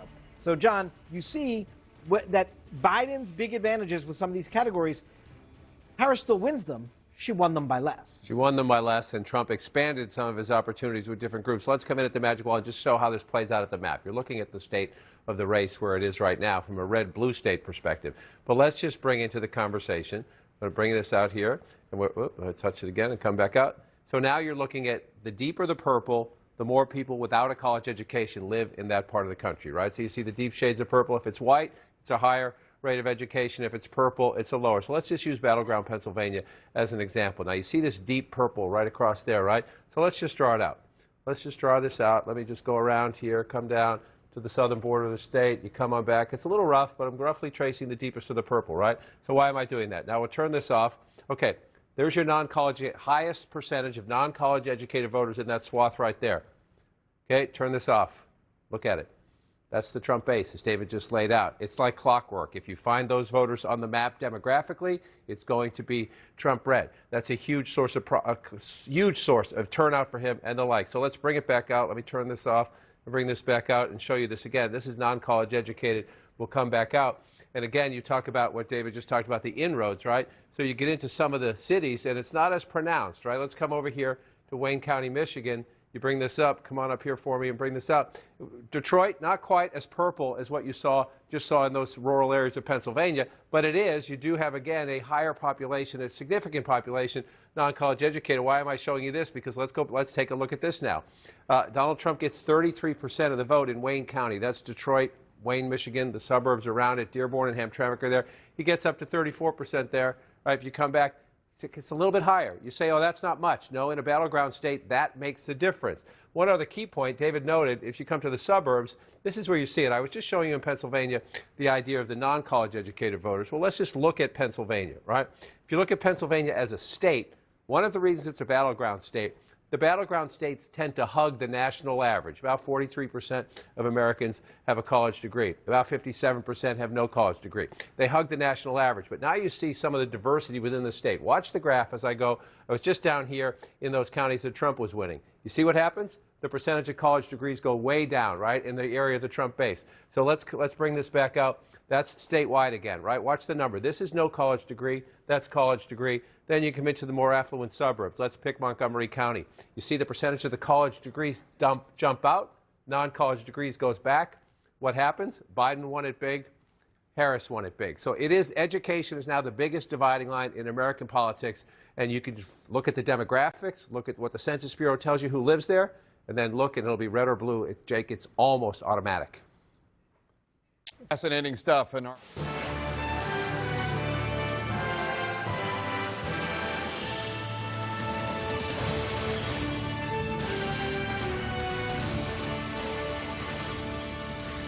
the race for the White House is decided, and Donald J. Trump is getting an astounding second act in American politics, raising urgent questions about what lies ahead for the nation, for better or for worse. This is CNN's coverage of Election Night in America, continued.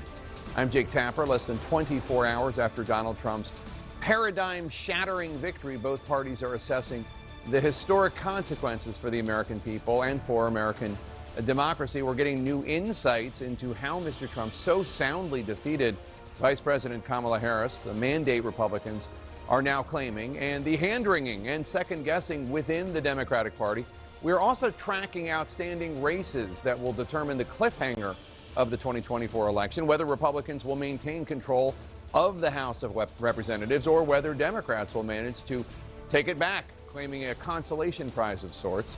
With Republicans winning back control of the U.S. Senate, the GOP could potentially hold the levers of power in both chambers, giving President-elect Trump even more leeway to advance his agenda unencumbered. Let's bring back in anchor Abby Phillip, who was there when Vice President Harris gave her concession speech here in Washington. And Abby, you have some new reporting on the Democrats' thinking. Tell us more. Yeah, Jake, I mean, in a close election like this, pretty much every decision comes under scrutiny when the candidate loses.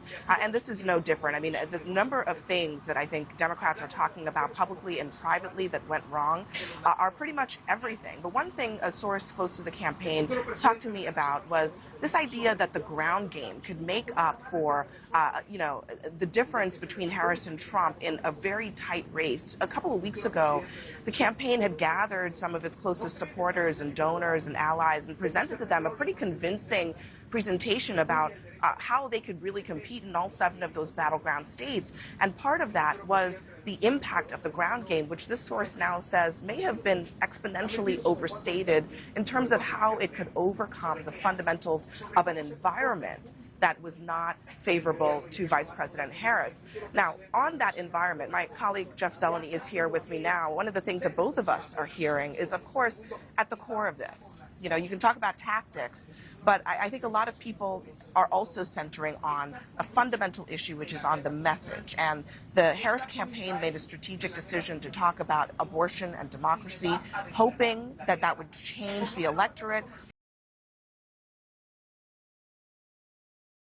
Failure to address a whole swath of voters, working class voters of all races and genders. Abby, one of the things that I've been picking up as I've talked to a variety of strategists in battleground states, as well as the Harris campaign headquarters, is you were saying the ground game for sure, but also one thing people tend to do is sort of fight the last war, and abortion rights was at the center of the midterms in 2022. So there are questions now.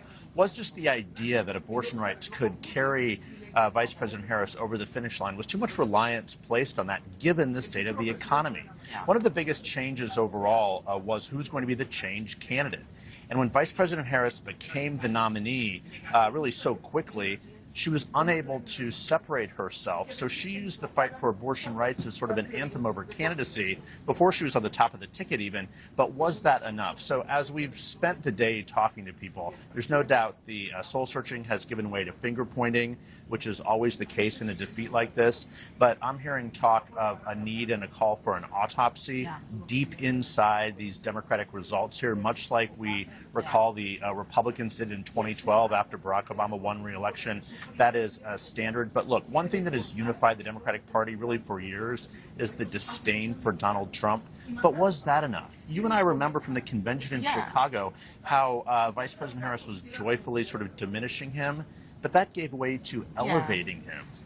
And was that the right choice? You know, I think that there is a sense that Harris was so comfortable in that terrain, but not as comfortable on the other stuff, the immigration and the economy, which, when we looked at the exit polls, those were at the top of the list. So, I think everybody in the Democratic Party right now agrees, Jake, that there needs to be some soul searching about what happens. The problem, though, is that everybody has a different idea of what that is, and that is what is going to, I think, continue to be a tug of war within the Democratic Party in the months ahead. All right, thanks so much, Abby and Jeff. Let's go to CNN's Kayla Tausche at the White House. Kayla, all this happening as President Biden is due to address the nation tomorrow. He is, and he spent his own day today, Jake, behind closed doors, collecting his thoughts, allowing Harris to be in the spotlight, conceding her race. But he will address the public from the Rose Garden here at the White House tomorrow morning. We now know, and what's expected to be a high-level, overarching speech where he talks about the need for the country to come together. Remember, he ran 4 years ago as restoring the soul of our nation. But, of course, these deep divisions still remain. There's also some soul-searching going on among the Biden camp, and they are vehement, and they are, I think it's safe to say, angry about how their candidate was treated back in the summer when he was edged out of the race by the party's power that be. I've talked to several longtime Biden aides, and their finger pointing is going directly at former President Barack Obama, as well as House Speaker Emerita Nancy Pelosi. And in the words of one of these aides who told me, twice our party leaders in 2016 and 2024 pushed aside Biden for someone who would generate more enthusiasm, and twice we lost, referring to Hillary Clinton, of course, in 2016, and then now Kamala Harris in 2024. They say Biden remains the only candidate who has beaten Trump, and he was tossed over once again. That's certainly one school of thought, and there are others, too. There are aides who acknowledge that perhaps they didn't fully grasp Biden's deep unpopularity within the electorate. They didn't believe some of the polls and some of the data. But, of course, Jake, this is going to cast a big pall over what Biden's able to do in his final months, especially whether there's any semblance of a farewell tour that he's able to embark on, Jake. I mean, Kayla, 8 days ago, President Biden called Trump supporters garbage. Are they not watching the same screen that the rest of the world is? Well, certainly there was quite a bit of incisive rhetoric on behalf of the president, maligning his predecessor, both in public and behind closed doors. That is quite different language when he's on the campaign trail than when he's trying to give these lofty speeches in the role of commander-in-chief. That's the role that we expect him to step into tomorrow. But certainly there's quite a bit of anger, quite a bit of frustration still simmering within the Biden camp, Jake. All right, Kayla, thanks so much. Joining us now, Democratic Congresswoman Debbie Dingell from the great state of Michigan. So, Congresswoman, your fears were, as always, well-founded. Kamala Harris lost Michigan. We should also note, though, that your colleague, Congresswoman Elissa Slotkin, won her Senate race. So what was Slotkin able to do that Kamala Harris was not? So, Jake, unfortunately, was not surprised, and I think I'm not quite as depressed as others because I thought what we're watching today could very likely happen. I think people never got to know Kamala Harris during the time she was in this campaign. Elissa is well known. She worked hard. She got around the state. She's known as being a tough woman. It wasn't a huge, she won by, I think, 18,000, 19,000 votes, but she worked it, and people knew who she was. This was an event-driven campaign, and quite frankly, I really do think we didn't talk about some of the issues we needed to talk about, and Elissa did. Hey, Congresswoman, it's Dana Bash. I want to ask you about what Bernie Sanders said today. He said, quote, "It should come as no great surprise that a Democratic Party which has abandoned working class people would find that the working class has abandoned them. While the Democratic leadership defends the status quo, the American people are angry and want change, and they're right." What do you think about that? Well, you know, I talked to all of you during the last month and said that we had a number of problems. We had the same problem in 2016, we saw again, which was union halls. And it's not just union halls, it's working men and women. I think there were 4 key issues, and 2 of them ended up, I think, being more critical. But number 1 was the economy. Working men and women are struggling. The cost of a gallon of milk or a dozen eggs or the price of gasoline, it's what I was about to say. Trumps the all others, but I guess that's really what we saw too. That's what they were worried about, and I think we didn't talk enough about that. I did see movement in the last week as Donald Trump's rhetoric got more vitriolic and more whatever we want to call it. There were some people who would tell me they were voting for Trump. They were now, because of that, they were worried about our democracy.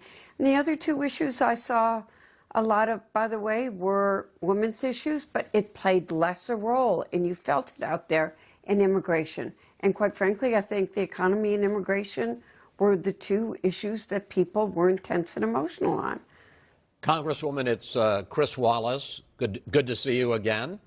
I want to ask you about the city of Dearborn, just outside Detroit. Donald, it's a city that is a majority Arab American population.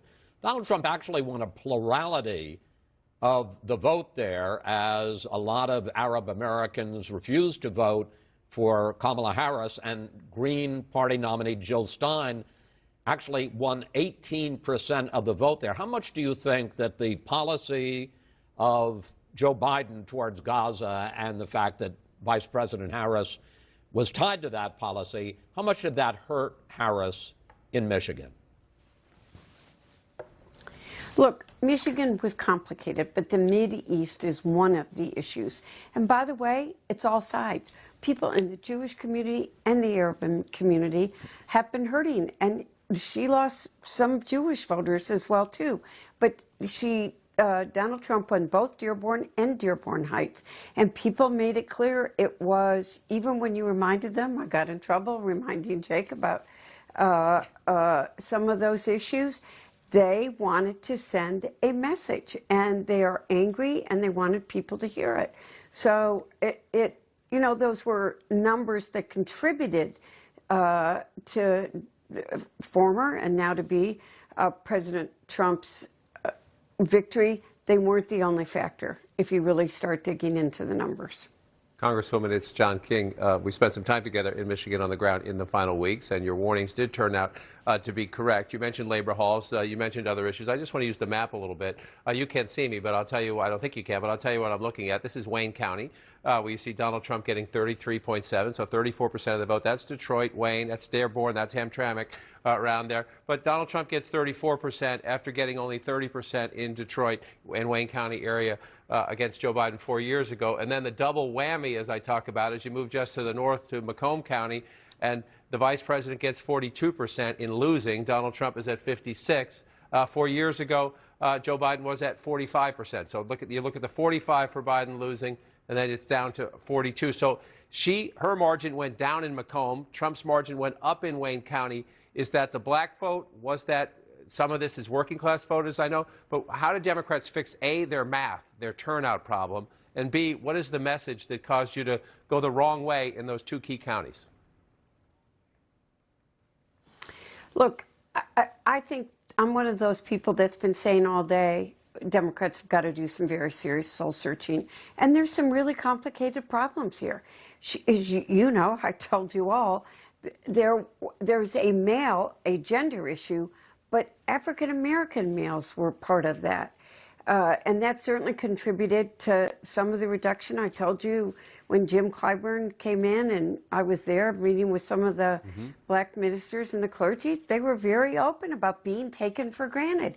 And I think we got to be very careful here to not just blame. Everybody wants to point fingers.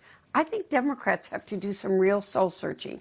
We can't just go in and talk to people a month before the election and take them for granted. A lot of people are tired of being taken for granted. And the African American community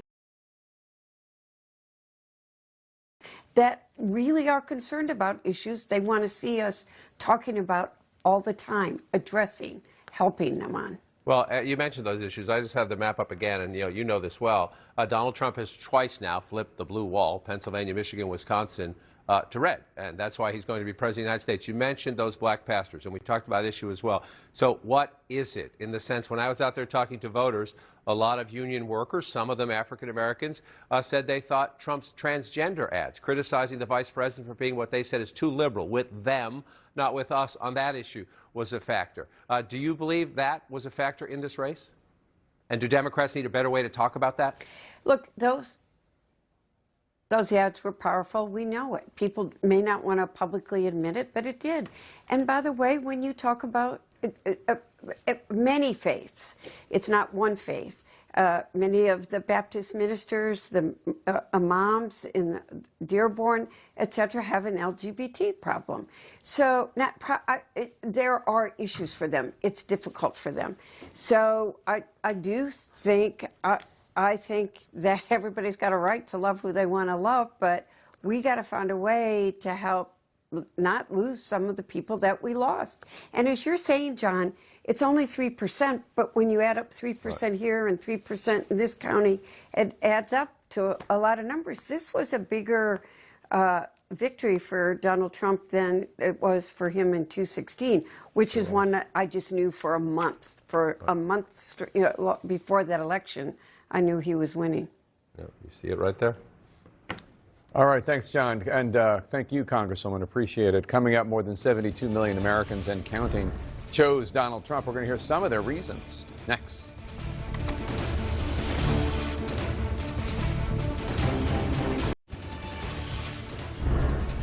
Welcome back to Election Night in America continued. Tonight, former President Donald Trump preparing for his historic return to the White House, becoming only the second person to win back the presidency after losing a re-election bid. I want to go to Caitlin Collins. She's anchoring in West Palm Beach, Florida, near Mar-a-Lago. You're learning, Caitlin, more about how President-elect Trump is preparing for his return to the world stage. Yeah, Anderson, a lot of phone calls happening today in Palm Beach from the former president, as he is now the president-elect, and making phone calls not just with potential people in his administration, but also with world leaders. And I'm here with Kristen Holmes. We've been talking to our sources all day. Trump has spoken to at least 10 world leaders today so far, ranging from the British Prime Minister, Ukrainian President Zelensky, Chinese President Xi Jinping, all of these world leaders who are either Trump is calling them or they are trying to quickly get in touch with the president-elect. That's not unusual for when someone is elected. They often get congratulations from world leaders. But these are world leaders, some of them who were in this position before when Trump was in office, and they know flattery and a personal relationship can go a long way with Donald Trump. That's exactly what I was going to say, is that we know that these world leaders, they have at least part of Donald Trump pegged. We know that he also is a little bit of a loose cannon, so they can't have entirely what he's going to do down to a science, but they know one thing. They know that if they call him and they flatter him and they tell him how great he's doing, that it bodes well for them in the future. And we are told by a number of advisors that they've really been keeping track of who is reaching out and when they're reaching out, including not just since he won, but before he actually was elected, when it was starting to look like he could be elected, when we started to hear about those foreign leaders reaching out. Donald Trump often on the campaign trail talks about Viktor Orban of Hungary. Viktor Orban spent a lot of time courting Donald Trump, calling him, coming down here to visit Mar-a-Lago. That's something that stuck out to Donald Trump because, remember, Donald Trump views himself as the principal still, even when he wasn't president. Well, and he said he was rooting for him to win. I mean, that was such an unusual tweet from a world leader saying fingers crossed that Donald Trump actually wins. And it's interesting that he spoke to Zelensky because Trump has promised that he'll end the war between Russia and Ukraine within 24 hours. But still to this day, he has not answered from CNN's town hall to now whether or not he wants Ukraine to win this war. Absolutely. And remember, he was pretty adamant against Zelensky until they had that meeting. And we're told that part of that was because the fact that Zelensky was so flattering in that meeting. He came out of it and said, I have a good relationship with Zelensky and with Putin. But before, we were just hearing about Putin. Yeah, obviously a notable change here, Anderson, as all these world leaders are still processing and navigating the results of the U.S. election. Yeah. Thanks, guys. We'll check in with you shortly. I want to hear directly from voters about the choices they made in the election. CNN's Danny Freeman has been talking to people in Battleground, Pennsylvania. It was just a great feeling. I still have goosebumps. It was like Christmas came early for Bernie Schiffler at Park Hill Jewelry in Ephrata, Pennsylvania. Look at that shine.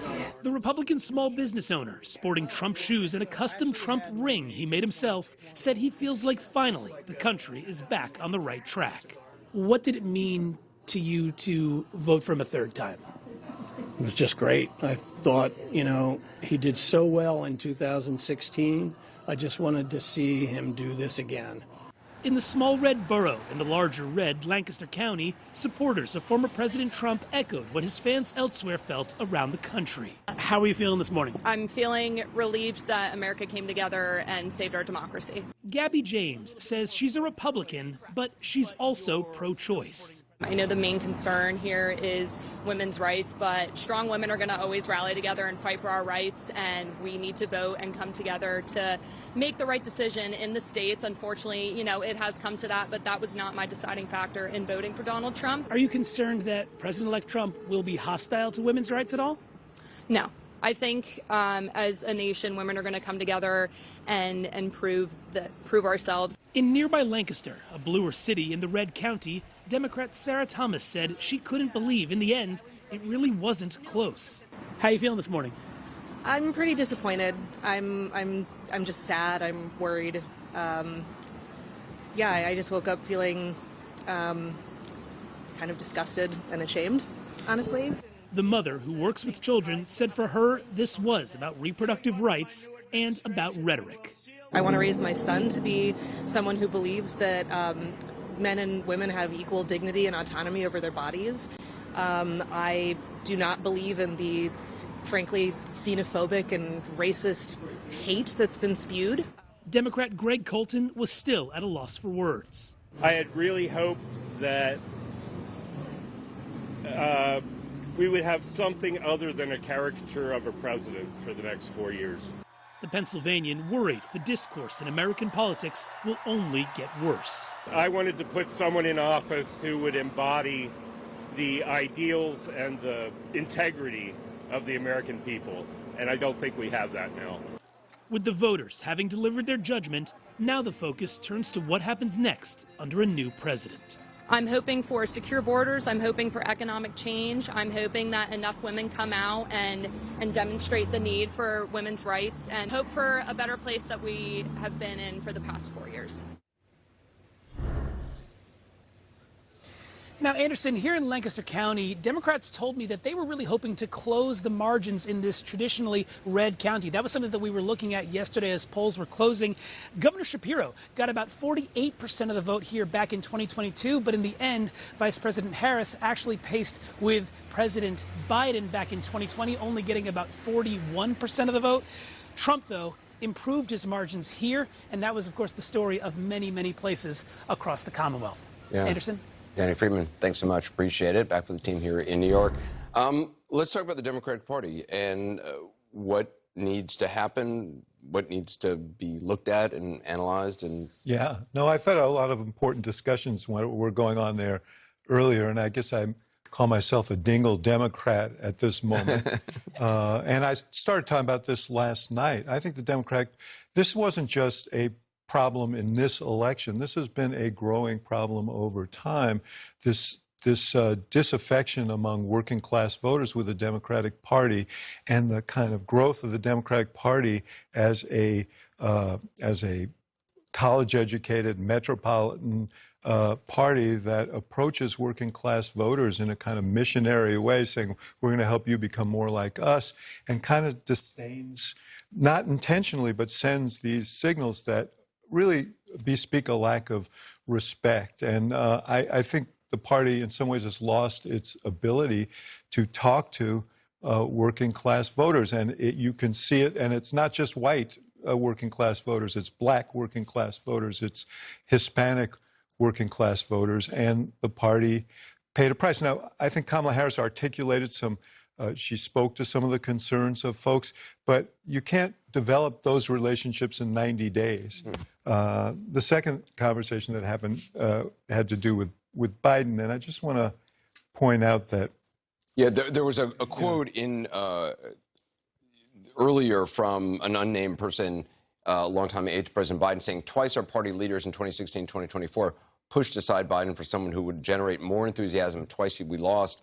Biden remains the only candidate who's beaten Trump, and he was tossed over once again. Look, so in the exit polls... Signed Joe Biden. In the exit polls yesterday, Joe Biden had a 40% favorable approval rating. Nobody would get reelected with that number, but more importantly, Kamala Harris, among the 59 who disapproved of him, she lost 82-16. The whole campaign that was run against her linked her to Joe Biden. And the reason that people had concerns about Biden weren't so much this, but I mean, raised concerns a year and a half ago and had nothing to do with Barack Obama. It had everything to do with age. I said then my concern wasn't political; it was actuarial. Yeah. And how do you tell people that you should elect someone who's going to be closer It is to 90 remarkable, than and 80? at some point, I don't know if there will be a reckoning or some sort of. But I have a lot to say. Yeah. Okay, Van. Go ahead. I mean, I wasn't trying to cut you off. No, please go ahead. No, I mean, big picture. In 2016, these two parties had flaws, and they were about hypocrisy. You had the Republican Party, which is the party of Lincoln, the party of radical individual liberty, that had somehow smuggled in a bunch of white nationalists. And you're like, hold on a second, that doesn't make sense. Is that going to blow up the Republican Party? At the same time, you have the Democratic Party, the party of FDR and working class people, that has smuggled in all this elitism, where if you weren't eating kale, you weren't allowed in the door. I said, hold on a second, that's not going to work. I actually wrote a book about this. Like, both of these parties had fundamental hypocrisies. And the question was the racism in the party of Lincoln going to blow up that party, or was the elitism in the party of FDR going to blow up our party? Well, guess what? Our party just blew up. It blew up because of the elitism. But it's not just the elitism that's obvious. The condescension, the smarty pants stuff, the changing, what you got to call people every 6 months. Somebody called me a BIPOC. What is it? I've never gone to a BIPOC church or had a BIPOC food. I mean, they just make up stuff. I don't even know what that means. That's what I'm saying. Like they literally make up stuff every 6 months to make sure that you feel like an idiot. But that's not the worst of it. It's much more insidious. We thought in Philadelphia, we're doing door knocking, people going around. There's no ground game for Trump. We're laughing at Trump. Like, there's no ground game. There's nobody walking around with literature. Nobody's knocking on doors. Didn't have to, because they were on this thing. They were. What is that? This turns out to be a smartphone that makes you dumber the more you look at it. But it turns out that the working class is getting its information completely differently on channels that we don't know anything about, on streaming platforms that we're not at, on gaming services. Right. And the Trump campaign was putting information, ads. We woke up in a body bag and didn't know it, because we thought we did something on 60 Minutes and here on CNN, it turns out that the elitism had gotten so bad that we didn't even understand where the working class was. And that is much deeper a problem than I think we recognize. Let me eat my crow before I let David Urban speak. So I always thought Trump could win. I did not think he would win by these margins. And I misread the room on a number of things. I always kind of focused on suburban women. And what I think the Democrats so heavily focused on was abortion, abortion, abortion. This is going to be the animating issue. It was in the 2022 midterms. It turns out that it sounds like a lot of these states are kind of okay with what Trump said, which is let the states deal with it, including the fact that most of the battlegrounds, other than Georgia, was the only one that had a particularly restrictive law. People separated the vote. They were able to separate the candidate from the issue. That didn't end up being the focus. Something that I did hear from, and I think could have been motivating, is these protests on college campuses. Women in the suburbs are horrified when they see Jewish kids getting bullied and getting intimidated by these protesters, who are then defended by elitist academics who are supposed to be the people rearing them up and looking out for them. That scares people. That feels like a shift that goes so far out of the mainstream of where the country wants to be. And I think that's one of the areas that the room was just misread by Democrats. Well, 2 quick points, and not to pile on the Democrats, but I will. An issue that Axe has talked about before. Joe Biden didn't get out of this race because he said Kamala Harris can't win. I'm the only one that can win. So, there's a little bit of this, built-in delay in getting out, because the only possible alternative, Kamala Harris, can't win. So she was, not to put her, in a good light, but she was kind of starting out in a bad spot to begin with, because the premise was you're not going to win. And then the second point is a little bit more kind of on the ground. Van's talking about knocking doors. There's an article in the local Philly news about the Democratic chairman, Bob Brady, of the party, Democratic Party. And Bob says, I'd like to see the Harris campaign, especially the national campaign, coordinate with us a bit on the ground. Talk to us. Give us some resources. Show us some respect. That didn't happen. They were just elitists. They went out there. They did their own thing. They didn't include the Democratic city committee or ward leaders.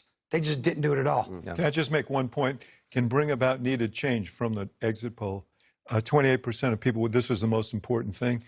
Trump won that 74-24. And this has to do with a lot of this. Up next, it was on the ballot in 10 states, critical wins, losses on both sides of the abortion battle in the post-Roe era. More on that.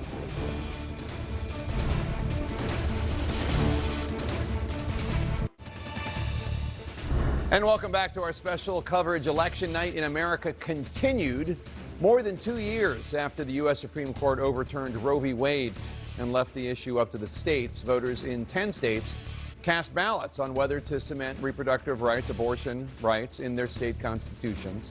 CNN projects that voters in Maryland and Colorado and Montana all enshrined a constitutional right to abortion in their states' constitutions.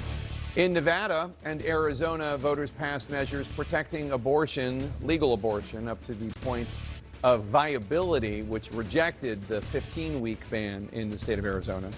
Missouri voters also narrowly rejected their state's near-total ban, establishing a constitutional right up to the point of fetal viability.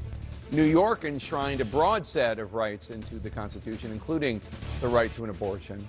In Nebraska, 2 dueling measures were on the ballot regarding abortion. Voters there keeping the state's ban on abortions after 12 weeks of a pregnancy and rejecting a separate, more expansive measure. A Florida ballot amendment also fell short. It failed to meet the 60% majority needed for passage, keeping in place a 6-week ban there. In South Dakota, that state's near-total ban will also remain in place. Dana? Thank you so much, Jake. This is something that I've been sort of has been rattling around in my brain since last night. Audie, the question about why the Harris campaign got it so wrong in the whole push for freedom, for reproductive rights, for the idea that women and men were going to come out in droves on this issue in the first presidential election post-Roe in the way that they did in 2022. Can I stop you? Why do you think that? I'm going to, yeah. So I will tell you what I was told. Most of them passed, right? Yeah. So what I was told today by a Republican pollster who was looking at a lot of the data was that there has been time for the sort of reality of the shift in the law from the national level to the state level to sink in. And that what has happened is that in some of these key states, Michigan, for example, 2 years ago, there was already a referendum on the ballot. Arizona and Nevada, there were a referenda on the ballot. And that, not that this isn't a huge issue for a lot of women and men, but that because many of them, particularly in swing states, felt like they were dealing with it, not all swing states, Georgia, for example, but many of them felt like they were dealing with it, that they could prioritize and did prioritize other issues like the economy, like immigration, ahead of this issue when they decided their vote. I mean, I think the reason why I'm asking is because fundamentally those abortion measures did end up working. What they did not do was over-animate, and they definitely didn't create a scenario where voters decided we're going to do this all the way up and down the ticket. The other thing is I'm not sure voters believed that Donald Trump was ever truly pro-life, so to speak. And while they understand him seeing it as a conservative victory, I think they were more or less kind of convinced by his waffling this summer, where he wouldn't really come down on some of these issues. And so they didn't really see it as a threat. I think the idea was the damage is done, and if I want to do something in my state, there's more than likely going to be a referendum to vote for. I want to pick up on this issue of how Trump successfully was able to fuzz up this issue. You know, we'll be looking at the exit polls for weeks and finding little nuggets. And on this particular issue, I found one today. When people were asked, should abortion be legal in all or most cases, 65%, 2/3 said yes, 32% said illegal in all or most cases. But while Harris won overwhelmingly among people who said that abortion should be legal in all cases, when it came to most cases, it was a split. 49% of people who said abortion should be legal in most cases voted for Harris, 49% voted for Trump. And I think that the point was that Trump talking about, well, it's up to the states and, I'm not going to push for a national abortion ban. He fuzzed up the issue to a large degree, and a lot of people who are very much pro-choice didn't see him as a threat. Yeah, it's all very interesting. We are going to be going through those for a very long time. Up next, the richest man in the world helped deliver Donald Trump a second term. What does Elon Musk want in return? Stay with us.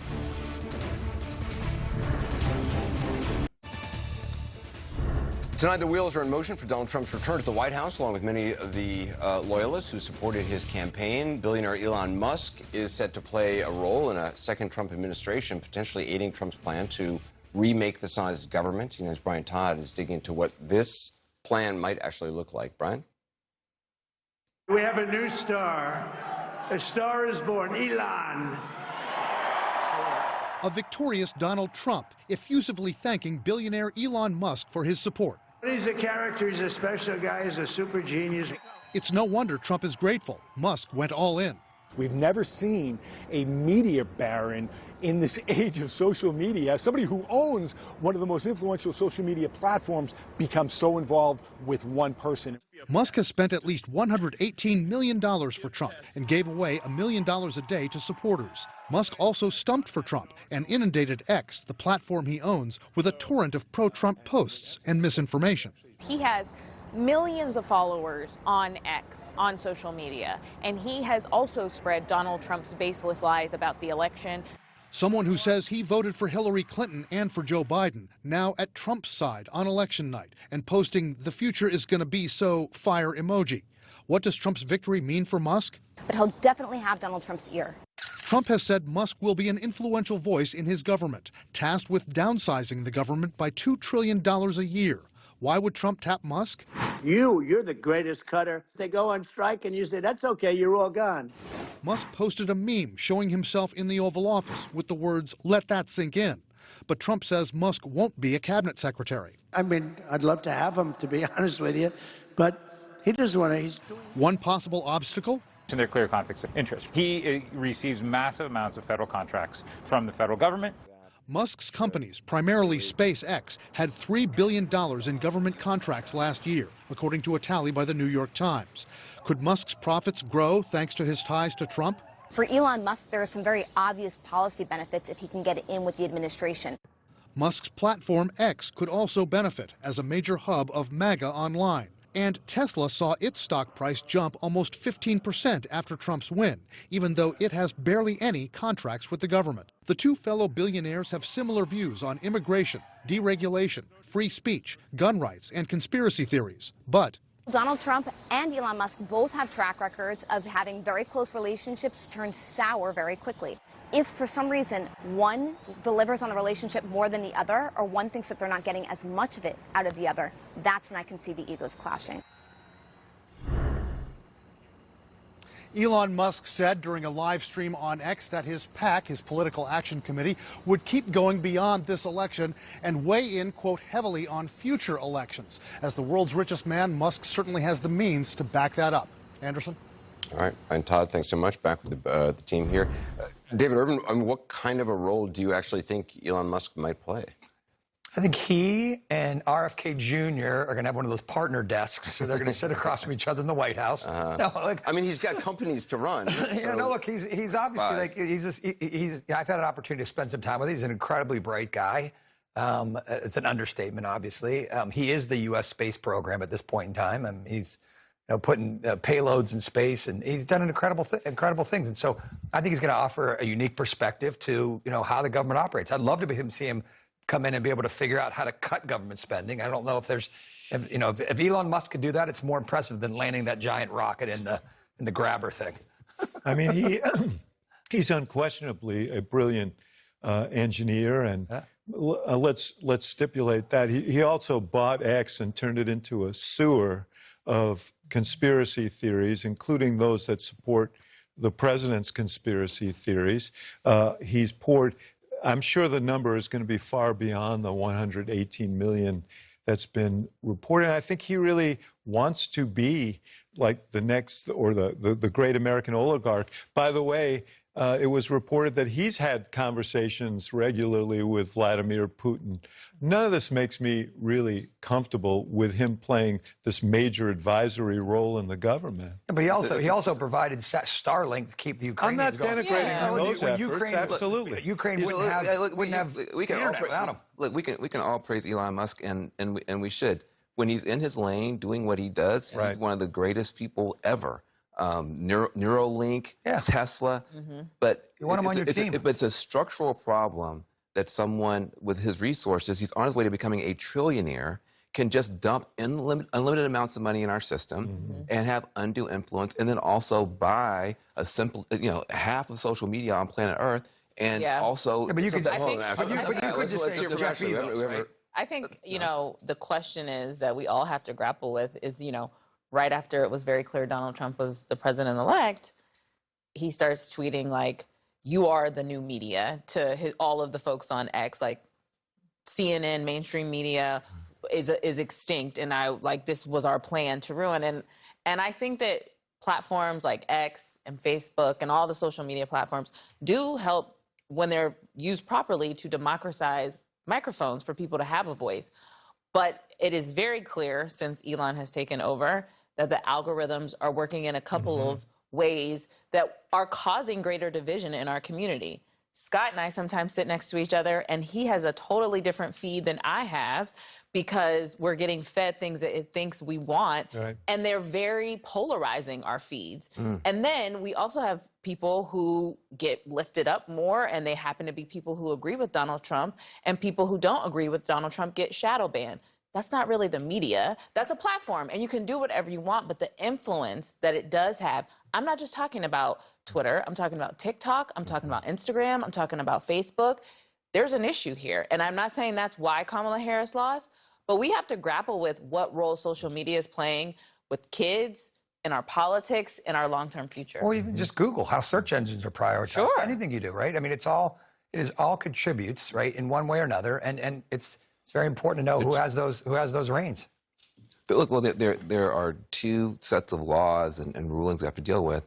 The Supreme Court has allowed this unlimited amount of money dumping in, and then there are legal protections that allow these companies to do what they want to and do what they will. I think in a normal country, we would say, hold on a second, maybe we need to have a different set of regulations for social media platforms now that they're this big. Maybe we need to have less money in the system. But that conversation is not happening yet. I mean, next, we got to go. Changing political climate swept Donald Trump back into the White House. What does that mean for the future of planet Earth's climate? We'll talk about that ahead and a lot more. President-elect Trump has said climate change is a hoax. Now that he's heading back to the White House, there are some questions, growing questions, about what he'll do, if anything, to fight it. One of the most urgent tasks, not only for our movement, but for our country, is to decisively defeat the climate hysteria hoax. Joining me now is CNN's chief climate correspondent, Bill Weir. What do you expect from this administration? Well, I expect him to try to undo as much as he can.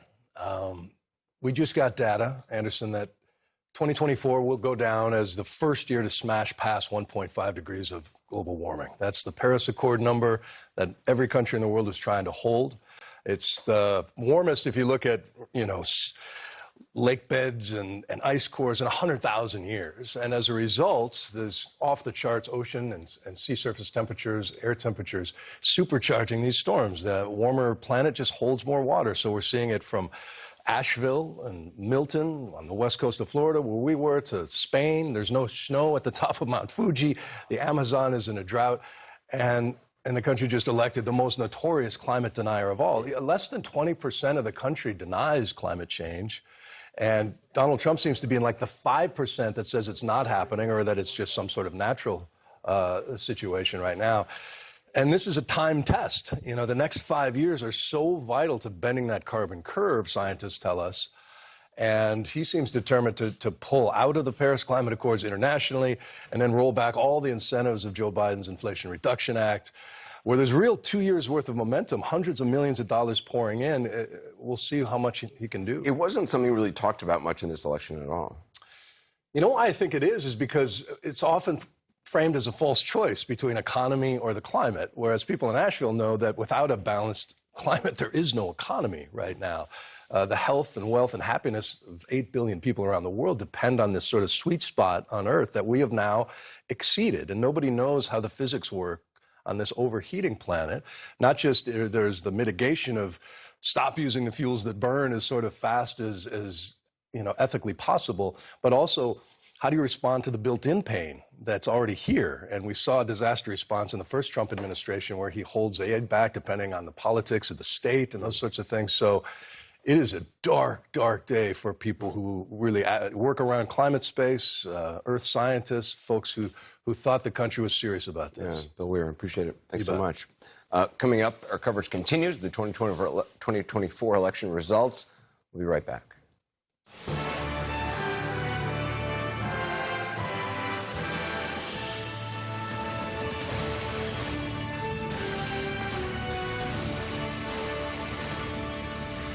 The heart of political power in the United States now preparing for the history-making, norm-breaking, disruptive comeback of one Donald John Trump. It is election night in America, continued.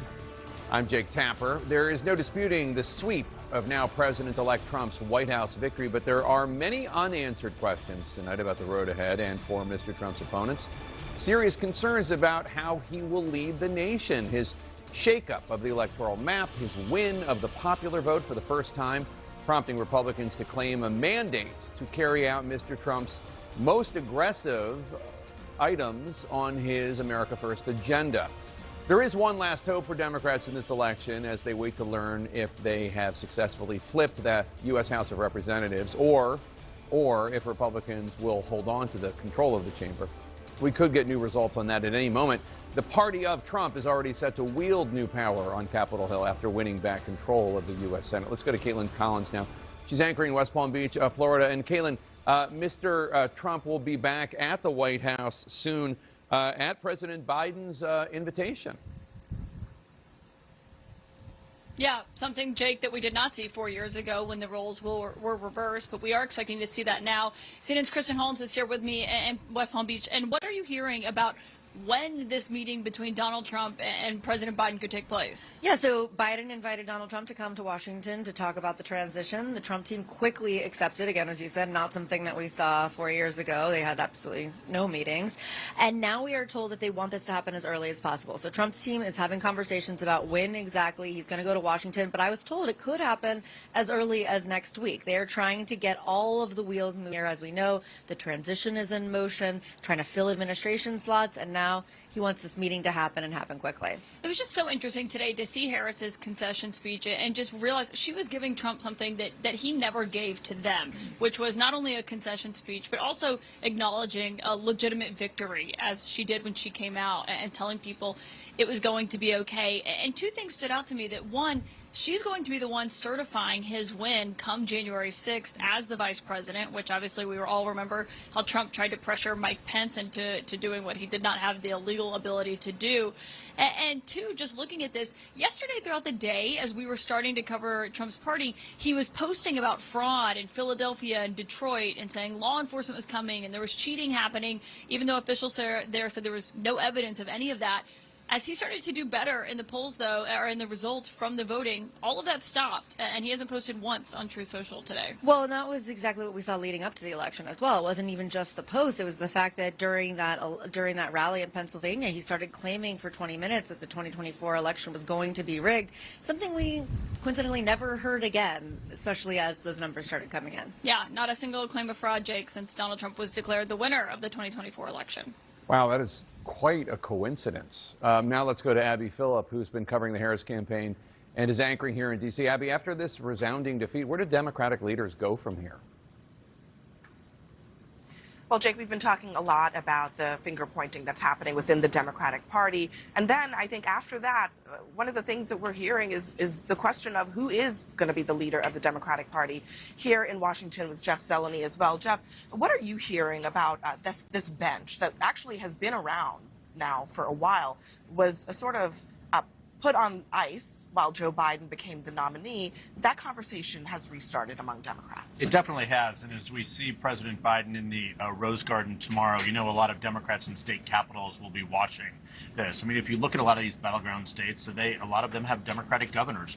Josh Shapiro, of course, in Pennsylvania, Gretchen Whitmer in Michigan, a few ambitious senators as well. So look, this is the point where Democrats are going to begin rebuilding their bench. Today was the day for Vice President Harris. Yeah, you and I were at notably, Howard University. And it was This notably her moment. quiet from some of these very people who are actually very powerful surrogates for Vice President Harris. But I think there was a sense, let her have her moment. Also let the campaign grieve. But it's only a matter of time before we start to see some of these people come out and take charge of what this sort of resistance, so to speak, of the Trump era is going to look like. Without question, this is going to be a changing of the guard, a passing of the torch. I mean, we saw on the campaign trail in recent weeks. You saw it, I saw it. The Clintons, the Obamas. President Biden wasn't out there as much, but First Lady Jill Biden was. This is a new moment, and we, of course, have to add Vice President Harris's name in the list. She will have an organization. She is just, I'm told, going to begin deciding what type of apparatus she might set up if she, when she leaves. So all these things will come in time. But there is a big Democratic bench out there, and there's a range of ideologies and views. So that is what will be coming as the Trump transition sort of begins. This will be the beginning of the Democratic rebuilding as well. Part of this is also some kind of rear view mirror looking at whether or not they should have had a party. What would have happened if Joe Biden had left the race even a month earlier than he did, or perhaps a year earlier than he did? There were so many people that I talked to in this summer who really did want a primary, where you saw a lot of these people, Gretchen Whitmer, Josh Shapiro, Pete Buttigieg, and others, actually going back and forth about who could be the strongest candidate. Without a doubt. I mean, just think how different this would be. President Biden would be leaving office in a couple months in a much stronger position in terms of his legacy if he would have stepped aside on his own. That didn't happen. So now we are going to see this, but it is interesting to see there is a Democratic bench out there, and this is one of the fascinating fallouts of any election, a defeat. Many of them will rise to the fore. A Democratic bench and also a Republican bench, many Democrats preparing for the next generation of MAGA, one of whom is going to be the Vice President of the United States, J.D. Vance. Jake, back to you. All right, Abby, thanks so much. Right now, we want to get an update on the ongoing fight for control of the U.S. House of Representatives, and Boris Sanchez is covering that for us. Boris, where do things stand at this hour? Yeah, Jake, the House of Representatives is still up for grabs, but things are trending in one specific direction. Let's take a look at the balance of power, the state of play for the chamber. 191 seats held by Democrats with 2 pickups, 208 seats held by Republicans with 6 pickups. You'll notice Republicans only need 10 more seats to take control of the chamber. Currently, there are 36 that are still getting ironed out as we get more votes in. So what does this mean for the magic number that Democrats need to take control of the chamber from Republicans? Democrats have to pick up 8 Republican seats. Currently, they lead in 4 races in Republican districts, but complicating matters, Republicans lead in 2 races where Democrats hold seats. If you do the math, that's a net gain of 2 seats, way fewer than the 8 they would need to take control of the chamber. But not all the votes have been counted. So let's get you some key race alerts now as we're getting live results slowly trickling into CNN. Beginning with House District 19 in New York. This is in upstate New York, the Binghamton, Ithaca area. There, Democratic Attorney Josh Riley currently with a 3,800 vote lead ahead of incumbent Republican Congressman Mark Molinaro. He's a freshman. They both have sort of moderated stances throughout this race, but right now Riley has a almost 4,000 vote lead with 94% of the vote left there. Meantime, zooming out to the West Coast, this is the 47th district in California. Scott Baugh, the Republican in this race, ahead of Damon by about 1,000 votes. This is the district left with an open seat because Katie Porter decided to run for Senate. She, of course, lost to Adam Schiff in the primary, who wound up winning a Senate seat last night. Here, a district won by Joe Biden 4 years ago. Baugh with a 1,133 vote lead, 69% of the vote in there. Again, these votes are slowly trickling in, Jake, but we're keeping track of them as they come in. All right, Boris, thanks so much. Meanwhile, inside the Democratic Party, The blame game has already begun. Our chief congressional correspondent, Manu Raju, has more on that. And Manu, it's all just getting started. The finger pointing, the recriminations, trying to figure out why things went so terribly, terribly wrong for the Democratic Party.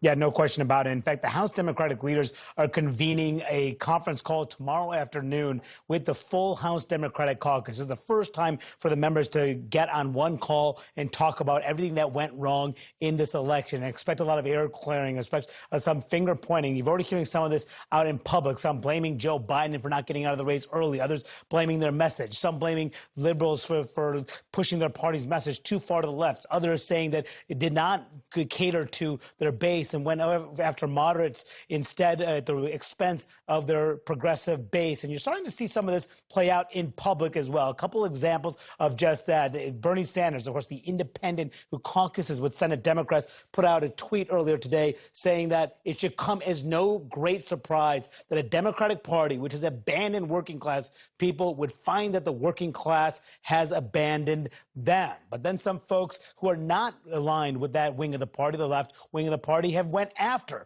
people like Bernie Sanders. This is what Richie Torres said, who's a Democratic congressman from New York. He said, Donald Trump has no greater friend than the far left, which has managed to alienate historic numbers of Latinos, blacks, Asians, and Jews from the Democratic parties. He went on to criticize the so-called defund the police movement, among other issues as well. This all comes as the Democrats in the Senate and the House are grappling, at least in the Senate for certain, about life in the minority, about how to position themselves with this new Republican majority. Do they go toe-to-toe, act like a resistance, try to block the Republican efforts at every turn? They try to cut deals with the new Republican majority. That'll be part of the debate going forward. We don't know if the House Democrats, Jake, will be in the minority yet, but with things trending in that direction, that's going to be a big question for the Democratic leader, Hakeem Jeffries, as well. All right, Manu, thanks so much. My panel's back with me, and I just happened to be on my phone and on Twitter or X, and I saw a text or a post from Mike Casca, who used to be Bernie Sanders' press secretary and is now Alexandria Ocasio-Cortez, AOC's press secretary. And he noted that she had an Instagram Live that was about to start. So I clicked it, and I watched my very first AOC Instagram Live. Here's some of that. When he says he's going to do something, believe him. I believe just today, his press secretary confirmed his commitment to mass deportations beginning, the day or day after of his presidency. Talking about RFK trying to remove fluoridated water. I'm not here to sugarcoat what we all are about to collectively experience. So I was very proud of myself. Congratulations. Yeah, thank you very much. I'm 50, our baby's 55, growing up. Yeah, 55 years old, and I figured out how to click on an Instagram Live. Can you explain this to me after the show? So I'm not sure that I can. But she's not wrong. Believe him. He's got a bunch of things that he wants to do. He ran on them. I mean, you heard Rick Scott say, or I forget if it was Rick Scott or Nancy Mace, but one of them, it was Nancy Mace. I said, what about this mass deportation? She said, she said, I'm paraphrasing, he has a mandate to do it. He said he was going to do it, and people voted for it. I absolutely agree with AOC on this. I mean, it may turn out not to be true, but, think of just three things come to mind. The mass deportation, using the military to put down domestic opposition, political opposition, not violent protests, pardoning the January 6th rioters. I don't know any reason why you wouldn't say at this point, I fully expect that to happen. And how did Democrats deal with it? What do they do? Not that anybody knows necessarily. Yeah, I know. Everyone kept talking about the autopsy. It'll probably be more like a vivisection over the next couple of days. They'll probably be in a defensive posture and start thinking about the midterm elections, which sounds crazy to say. But it's much easier to be against something than it is to sit down and figure out what you're for and how to communicate that more effectively. And I think it'll be interesting to see who emerges from that bench. We heard Abby talking about in terms of who is the Democrat who says, what is the next step and what does it look like? The thing is that this isn't just a problem that popped up in the 2024 election. This has been a slow burn and a move and a shift among the Democratic Party and who people in the electorate actually feel that they have a connection with. And it started not, I would argue, necessarily with Donald Trump. I mean, you can even go back to the Tea Party, where there were people out there who were maybe traditionally Democratic voters saying, this is not who I am, this is not what I stand for, and were maybe lured into the Republican Party by the Tea Party. And then, of course, then the Trump era started, and he really connected with them. So this is a very deep-seated shift and, frankly, problem that the Democrats have that's going to take a lot longer than one cycle to fix. So some of these more extreme, and the ones that we're talking about, mass deportation, we're not talking about the people that come over the border now. We're talking about people that have lived in this country, and you said earlier, it could be 15, 20 million people that you're going to uproot and take out, and they've been living for years in these communities. I mean, if they were really talking about that, mass deportation camps, there'd be a firestorm in this country. A lot of people would support it. A lot of people would violently oppose it. If you saw using the military, the National Guard, to try to put down domestic political opposition. So, you know, on the one hand, I believe it, but if he does follow through on it, it's going to break a lot of eggs. So also, there is what he's going to do when it comes to foreign policy. He's made that very clear as well. Let's listen to that. That is a war that's dying to be settled. I will get it settled before I even become president. If I win, when I'm president-elect, and what I'll do is I'll speak to one, I'll speak to the other, I'll get them together, that war would have never happened. On day one of my new administration, I will seal the border, stop the invasion of people pouring through our border, and send Joe Biden's illegal aliens back home where they belong. Now the Washington Post is saying that you're talking about 60% tariffs on Chinese goods. Is that in the cards? No, I would say maybe it's going to be more than that. Audie, I mean, these are pretty strong, some might even say severe, radical moves. Ending the war in Ukraine, and there's only one way to end it the way he talks about, and that is to force Ukraine to give up its own territory to Russia, the invading force. And pull the funding and pull the funding, et cetera. And of course, 60%, more than 60% tariff on Chinese goods. These will have major league life and death impacts abroad, and also financial impact here at home. Yeah, I mean, the stakes are incredibly high. I would say on the tariffs, it'll be interesting to see how that actually clashes with the reality of who he puts in his cabinet, especially as he has leaned much closer to the business community and business relationships in terms of really following through. On the issue of Ukraine, that is also a reflection of voters' will and of the Republican Party that has backed away greatly from interventionism. And I do think that also internationally, this is what he is known for: bilateral kind of conversations. Everyone gathers around the table and figures it out. That's not what he does, and his voters don't want it. All right, Anderson. Jake, thanks very much. Let's continue the conversation with the team here in New York. Scott, I mean, do you expect mass deportations? I expect some deportations. I don't know what the numeric threshold to make it mass, but yes, I expect Donald Trump to try to execute on what he said. And we do have a huge illegal immigration problem in this country. We have some of them that have criminal records or have committed violent offenses. So, yeah, I expect him to be stronger on the border and to execute on what he told the American people. And I don't think he should fear doing it. All the polling in this campaign showed that a majority of Americans supported, a majority of Hispanic Americans supported it as well. Something needs to be done. This is a top priority. Do you think... Oh, sorry, go ahead. Oh, I was just going to say, I think everyone has said that if you do mass deportations, it will actually hurt our economy. But I want to just talk about I understand the voters have spoken, and we will see what Donald Trump has done. But it's also about the fear that is waving through immigrant communities right now. Spoke to someone whose parents immigrated over 40 years ago. She's in her 40s today. And she was what you would call, quote unquote, an anchor baby. And she texted me today and she was like, I'm afraid I'm going to get deported. This is the only country I've known. Or DACA students, this is the only country they're known. And so today, many people woke up afraid for the security of their future when this is the only country that they've known, and they have given so much to this country. And that is why so many on the left right now are one of the many reasons why we're distraught about the Trump win. David, I mean, there were a lot of very conservative Republicans who negotiated this bipartisan deal. $650 million more for border wall. It was going to have more judges. Obviously, the former president put a kibosh on that. Do you think a larger, comprehensive border deal is possible? This David or that? This David. Shit, I was hoping it was for him. Listen, I don't know if a larger deal is possible because comprehensive immigration reform is incredibly difficult. I worked on comprehensive immigration reform in the Bush administration. When you start really crunching numbers, labor wants one thing, conservatives want one thing, SEIU wants something else.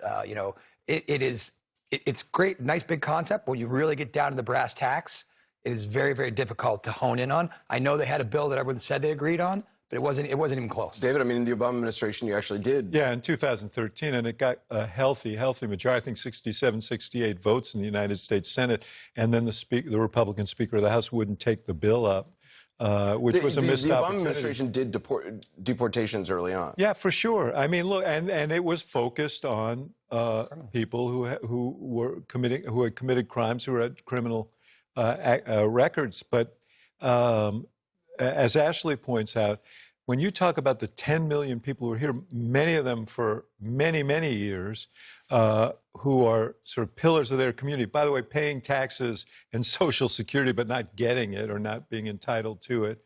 The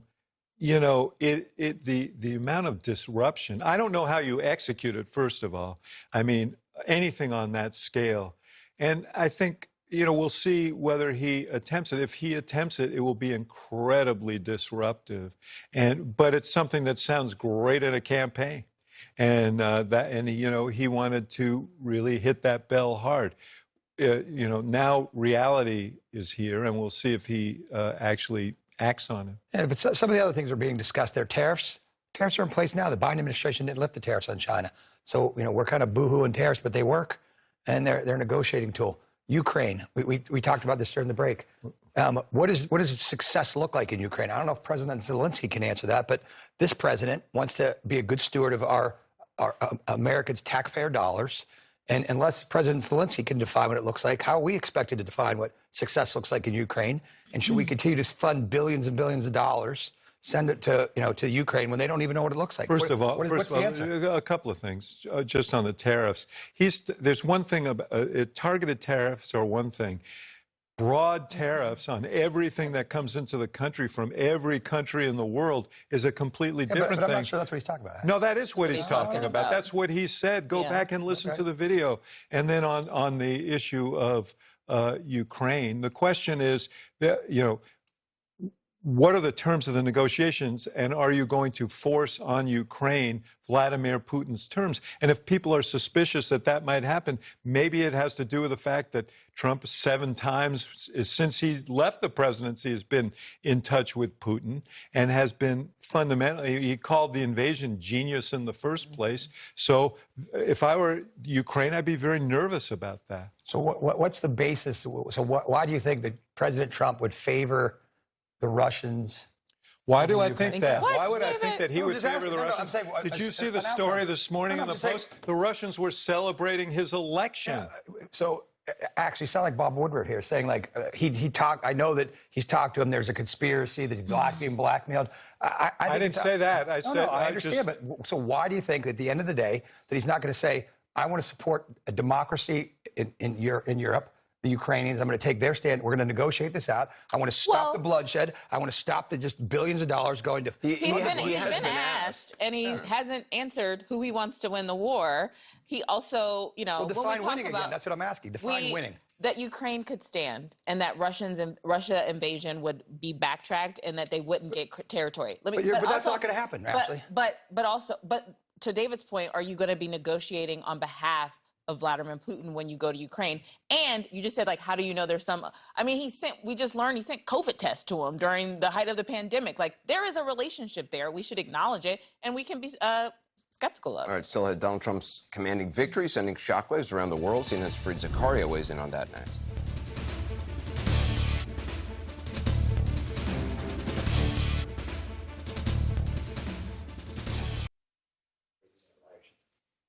America's allies and enemies alike are reacting to Donald Trump's return to the world stage. The president-elect getting congratulatory calls from Israel's Prime Minister Benjamin Netanyahu, Ukraine's president, the Chinese president. Welcome back to election night in America continued. I want to go to CNN's Fareed Zakaria to talk about the world reacting. Fareed, what has been standing out to you in terms of what we've seen over the last 24 hours? Well, was what you could expect. Everyone is racing to congratulate Trump. But in general, when you look at the surround, I'd say Europe is depressed. The Gulf states, the rich Gulf states in the Middle East, are elated. China is anxious. India is happy, pleased, and Russia is probably rejoicing. So it's a mixture of reactions because each one is trying to gauge what this means for them. But the broader question I think everyone is asking themselves is the United States in this new dispensation, is the United States going to be out for just itself? Or does Trump see America as the leader of the free world? Does he see America as the force that helps create a certain kind of international order, not simply every nation narrowly pursuing its own interests, the dictators doing well when they can, other countries doing well when they can, but a world based on, a certain degree of openness, freedom, liberty, rules. That has been America's historic role since 1945. And what they're trying to get a sense of is, are we in a new era completely? Has the post-1945 American-led international system finally begun to see, the twilight of its existence? Trump suggested, during the campaign to Arab and Muslim American voters that he'd end Israel's war in Gaza. He's also said that Israel should, in his words, finish the job. He obviously has a closer relationship with Netanyahu than Joe Biden did, or perhaps a friendlier relationship. Do you think Netanyahu gets a blank check from Trump? I think Netanyahu gets a blank check from Trump on things like Gaza. I don't think Trump particularly cares about, he's not going to bring up the kinds of issues that Joe Biden was bringing up in terms of the level of damage and of the buildings, and do you have to go after, certain areas? Are you providing enough humanitarian assistance? That doesn't feel like Trump's style. In fact, he said several times Israel just has to finish the job. It's worth pointing out that half of Israel disagrees with Trump on that issue. There's a very clear, perhaps 50% of Israel that wants a ceasefire, is not happy with Netanyahu's and his prosecution of the war. But be that as it may, there's a broader issue, which is Israel's pursuit of the war in the north with Hezbollah and Iran. And I think there, the Trump administration will be supportive. And frankly, Israel has reestablished a kind of deterrence in the north there against Iran, against Hezbollah, and showed them to be much weaker than they are. So I think that is an area where actually there might be continuity. The Biden administration has been very comfortable with Iran taking the battle to, with Israel taking the battle to Iran, taking the battle to Hezbollah, reestablishing deterrence. And I think the Trump administration was likely to continue that. Trump has also said he'd end the war in Ukraine within 24 hours. You pair that with, either, I don't know if it's admiration for, he has expressed admiration for Vladimir Putin. What do you think that means for Ukraine? Again, I think it gets back to the issue that we began the conversation with. Yes, there's a possibility for a deal in Ukraine. The war cannot and should not go on forever. But does Trump view this as being a kind of broker between two equal parties of equal value, and he's just trying to cut a deal? He's sort of the real estate broker trying to make it happen. Or does he see himself on the side of the free world, on the side of the rule-based international order, trying to make sure that Russia's complete and flagrant violation of those rules, its naked aggression, is not rewarded. Now, that doesn't mean that Russia will not be able to hold on to some of the territory it has. There's a reality there that you can't get around. But perhaps it then means that you have to provide Ukraine with security guarantees, like NATO membership. And maybe there's a deal to be had. If the Ukrainians can be convinced that they will be secure in the future from further Russian aggression, maybe they can accept that they've lost 18% of their territory to Russia. But the core is that Trump has to see himself as part of an effort to stabilize, support, encourage the world's great liberal democracies, those countries anchored in the West, those countries that want freedom, and not simply see it as a deal between two equal parties, and he's just trying to be the broker who can boast at the end of it all that he got a deal. Because I think, as one of your earlier guests said, there's a deal to be had, which is you just accept the Russian terms, force the Ukrainians to surrender, which I doubt that they would do, but blackmail them into accepting those terms. That's not peace. That's surrender. Fareed Zakaria, I appreciate your time tonight. Thank you so much. Coming next, we're going to dive deeper on some of those exit polls. Still a lot to learn about exactly what happened over the last 48 hours, particularly among Latino men. We'll be looking at that ahead.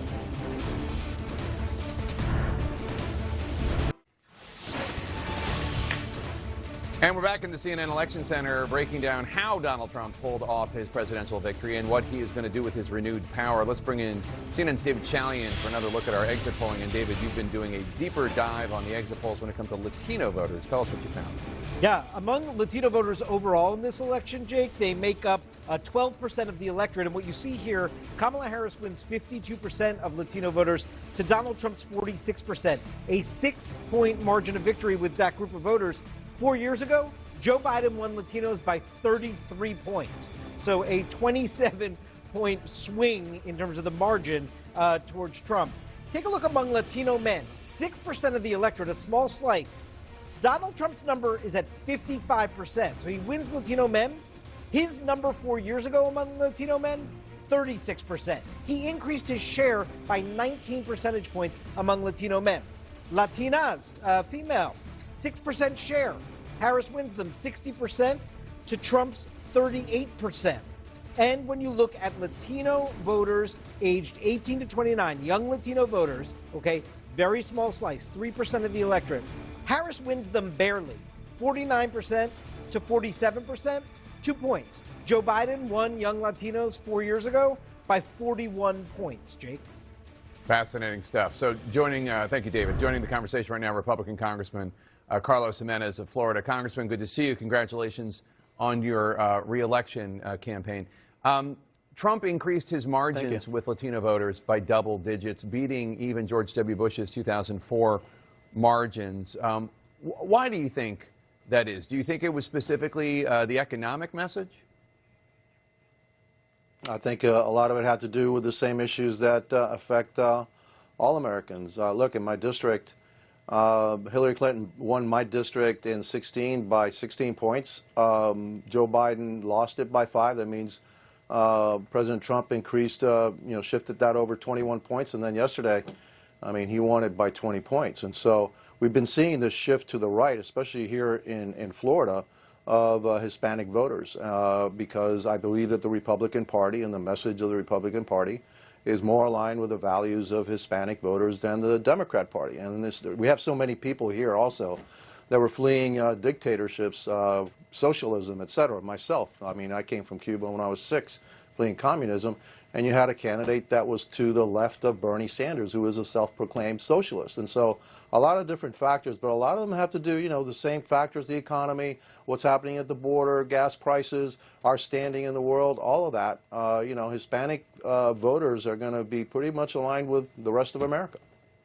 Hey, Congressman, it's Dana Bash. Hope you're doing well. Congrats again. One of the things that Donald Trump has been talking about on the campaign trail is economic policy. And we've heard a lot about tariffs, but he's also talked about ending taxes on tips ending taxes on overtime. At the end of his campaign, he talked about a tax credit for people who had to have child care or at least care for their parents. How realistic do you think getting these things through the Congress is going to be? Well, I think we're talking about revenue loss for the federal government, but we also need to talk about revenue increases. And I know that he wants to tap into our natural resources, especially oil and gas, and make us not only energy independent, but make us energy dominant around the world. And I certainly think that that's a good way to start funding these losses of revenue. We can't continue to increase our deficit, and so I'm interested to see what the final plan is all about and how we're going to balance our budget in the long run, because we're piling on way too much debt for our children and our grandchildren, and it's a matter of national security when our interest payments on that debt is now exceeding our Defense Department expenditures. And so again, I want to see what his plan's all about, but I know that he has plans to increase our revenue. And I think that's something we should be doing too, looking more at how can we increase revenue. Also, regulations.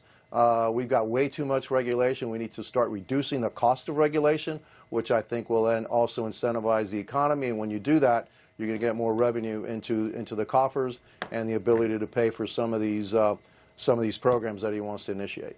Congressman Chris Wallace here.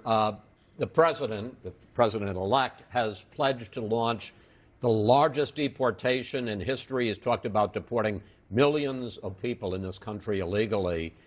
First of all, do you support that? And if so, how would that be carried out without causing tremendous disruption in this country? Well, I think what you have to do is, look, we've got over 10 million illegal immigrants that have been allowed into this country or in this country in the last 3 or 4 years. I think that's very, very disruptive to our economy and to our country right now. And so, look, we have to follow the law. Number one, they have to have their due process. We have to hire additional hearing judges to give those folks their due process rights. Those that have valid asylum claims will be able to stay in the country because that's what the law says. And those that don't are going to have to be deported back to their country of origin because that's what the law says. We need to follow the law. And so, look, as an immigrant, I'm an immigrant myself. If you have a valid claim, you're able to stay. If you don't, you're going to have to be deported. We just have to follow the law. That's what we needed to do in the first place. Joe Biden allowed, parole on a mass scale, and it should have never been allowed on a mass scale. It needs to be allowed on a case-by-case basis. In my estimation, this Biden-Harris administration broke the law by allowing all these folks to come in on a mass parole basis, and that's what's causing the chaos inside our country. Congressman Audie Cornish here. I wanted to ask you about something pretty fundamental to the immigration conversation, which is that Donald Trump has talked about ending birthright citizenship in the future. You talked about coming here as a toddler. I know I did. Do you think that's something he has a mandate to do now? I think that question was already settled back, I believe, in 1898 or something like that, where there is birthright citizenship. And so that's not something that I'm prepared to support. It's been part of the American way for over a century, and I don't think we need to, to touch it at this point. Congressman Jake Tapper, thanks so much. Really appreciate it, and congratulations again on that victory you eked out, barely winning with a 29 percentage point gap between you and your Democratic opponent. Thanks so much. Coming up next, the top thank you. I was sweating it out. Coming up next, the top takeaways on this monumental election and how the country moves forward in the coming weeks and the next 4 years. Stay with us.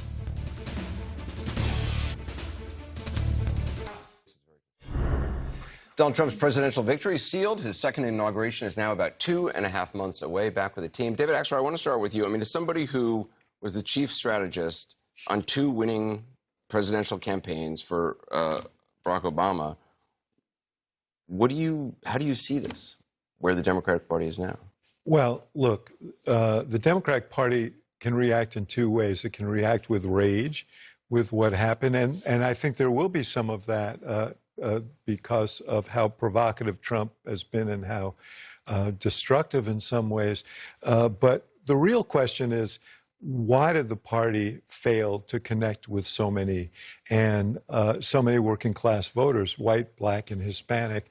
And I think there needs to be a real discussion within the Democratic Party about the way forward, about what went wrong. And who has that discussion? I mean, who?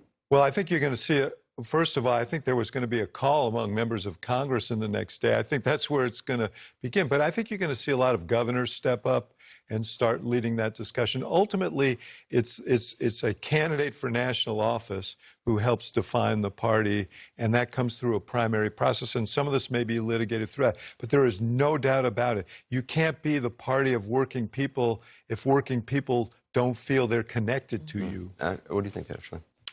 Yeah, I mean, I agree with it. We need to have a conversation within our party. I do want to give some respect to the folks who just worked their tail off, not just in 107 days, but they were working on the campaign for Biden. A lot of the staff transitioned over. And it's hard to lose, right? And so have a little compassion for folks. We aren't going to have all the answers about what went wrong today. And I think it's important not to rush to conclusions, to talk to people and have conversations.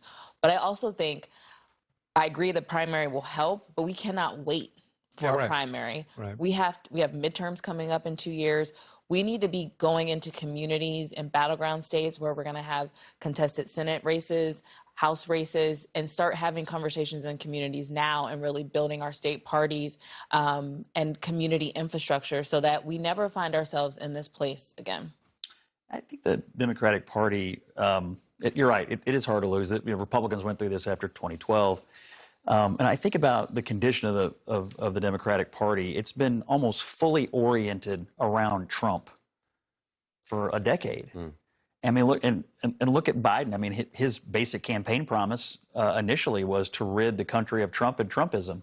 And as he leaves office, Trumpism, and the MAGA movement is stronger than ever. So not only are you just dealing with the wreckage of having lost an election, you're dealing with the total failure of the project of the current president as he set it out when he got elected in the first place. So I think part of the answers that you all are seeking are more than just tactical. I agree. So some of it is, what are we? Who are we? What do we stand for? What do we stand for? And, I think both parties go through this after these kinds of losses. But when you look at how Biden is leaving, the very thing he vowed to rid us of is now the ascendant political movement in this country. It's got to be a pretty demoralizing feeling. In a stronger position than ever He's never been stronger, he's never been more popular, and he's never been in a stronger political position to execute. Can I just say one thing about that? One of the questions is, he talked last night about the mandate that he has. What does he think that mandate means? What is he going to do with that mandate? Because if he thinks it's a mandate for him to punish his enemies and do some of the things that he talked about that I think really weren't endorsed by voters, they endorsed him because they thought he might make our lives better.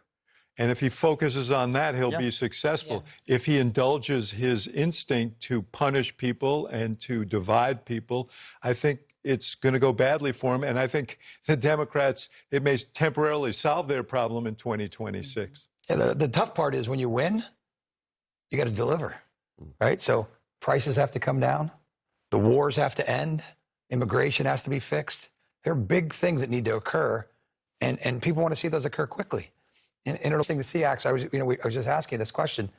Who's going to emerge in the Democratic Party as the voice, right? Is it going to be someone conservative who kind of takes the Democratic Party to maybe center-right, or where a lot of these working class folks are, or is it going to be someone center-left, where we kind of saw this last campaign? Or maybe there's a completely different paradigm that's very focused on the lives of people and not on some of the kind of debates that we've had in the past. One good thing for your guy, though, now, all our guys, I guess, because he's going to be the president of the United States, for the second straight time, he's going to be inheriting an economy that actually is improving, and he'll be able to take credit for it.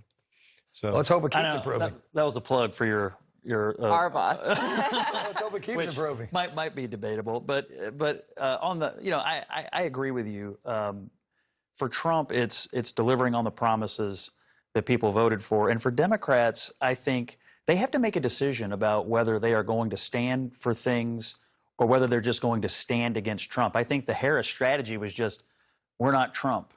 And if that continues to be the beating heart of the party, I think it's going to feel a little empty to people. Like, what are you giving me other than you're not Trump? There's more to governing than not being Trump. I don't think that it was all we're not Trump. It was also we've got to do things about the fundamental things that are ailing people in their lives. So the cost of things, the cost of health care for seniors, the cost of, or the ability to get loans if you want to open up a small business. She had ideas that were very prescriptive. The problem is that there's 40 years of history in which people in these communities feel as if they've been, the field has been tilted against them. And you can't show up late and say, yeah, I agree. This is what I think the one thing I agree with, we have to build trust with people again. Even people who supported Kamala Harris, a lot of times Black voters feel like we show up for the Democratic Party and there isn't a lot that is delivered for our benefit. And I think writ large, the voting bloc that did not support Kamala Harris, she inherited that distrust. I'll just also say to David, I think he has to deliver, but I think the way he delivers also matters. All right. Thanks, everybody. Stay with CNN for continuing coverage of the historic election results and all the day's news. We'll be right back.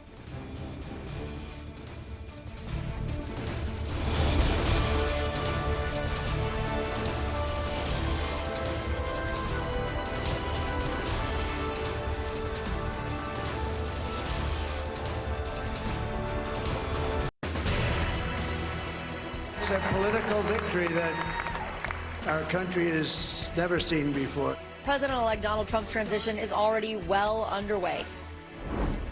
Vice President Kamala Harris delivering a concession speech a day after losing a landslide election to former President Donald Trump. This is not a time to throw up our hands. This is a time to roll up our sleeves. It's really shocking and a kind of disappointing. I'm really hoping he can rein himself in a little bit and continue doing the work that he was doing.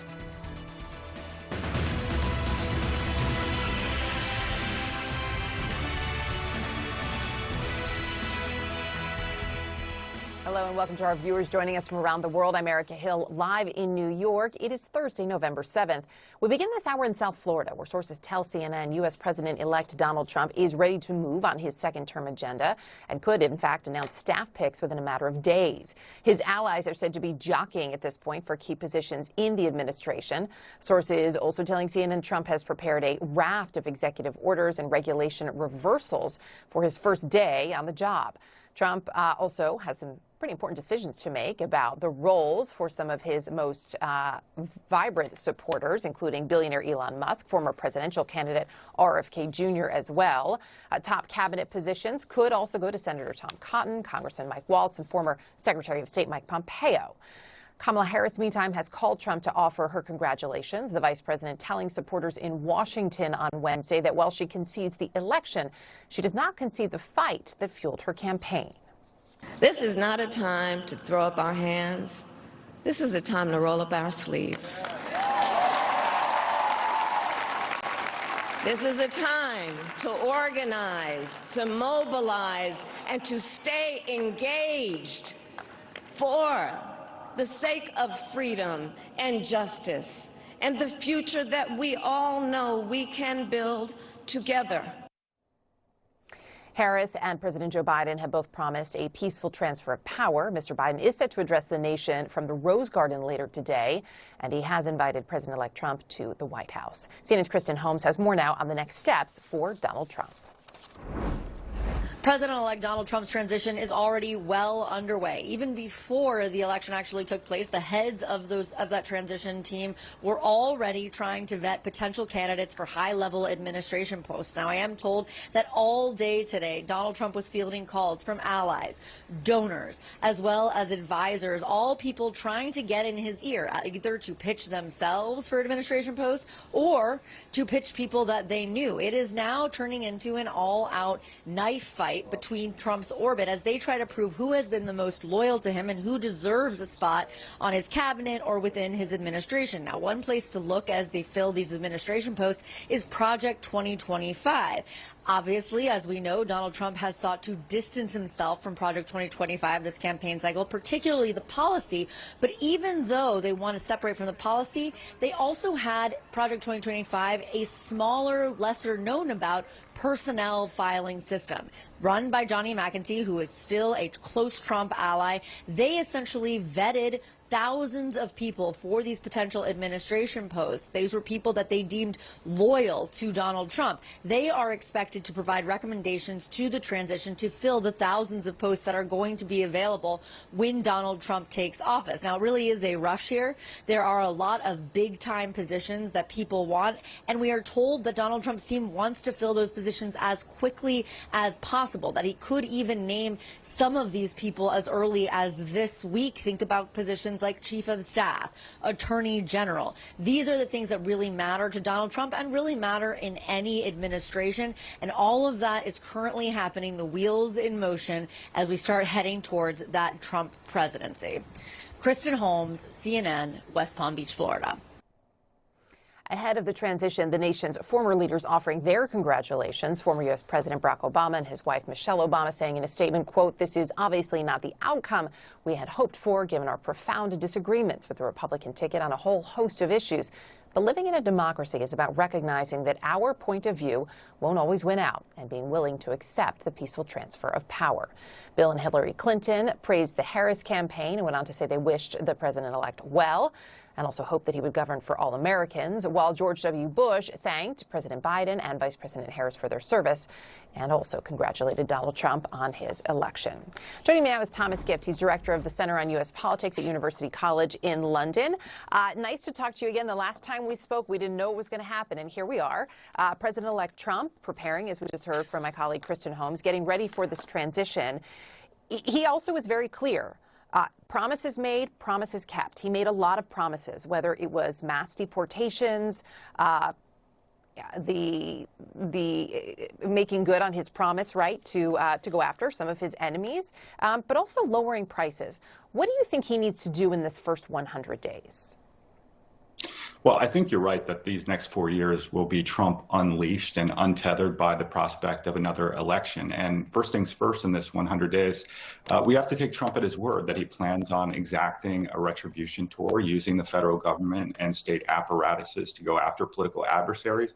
But in terms of policy, I think we can expect a litany of standard Republican orthodoxy. He'll try to get his 2017 tax cuts made permanent. He's going to try to lower the corporate tax rate from 21% to 15%. He'll push for more deregulation, and especially within the administrative state. He wants to impose fewer constraints on energy production domestically and on tariffs, which is probably the first thing that he might do. He's pledged to impose upwards of 10 to 20% tariffs on all imports into the United States, and upwards of 60% tariffs on imports from China.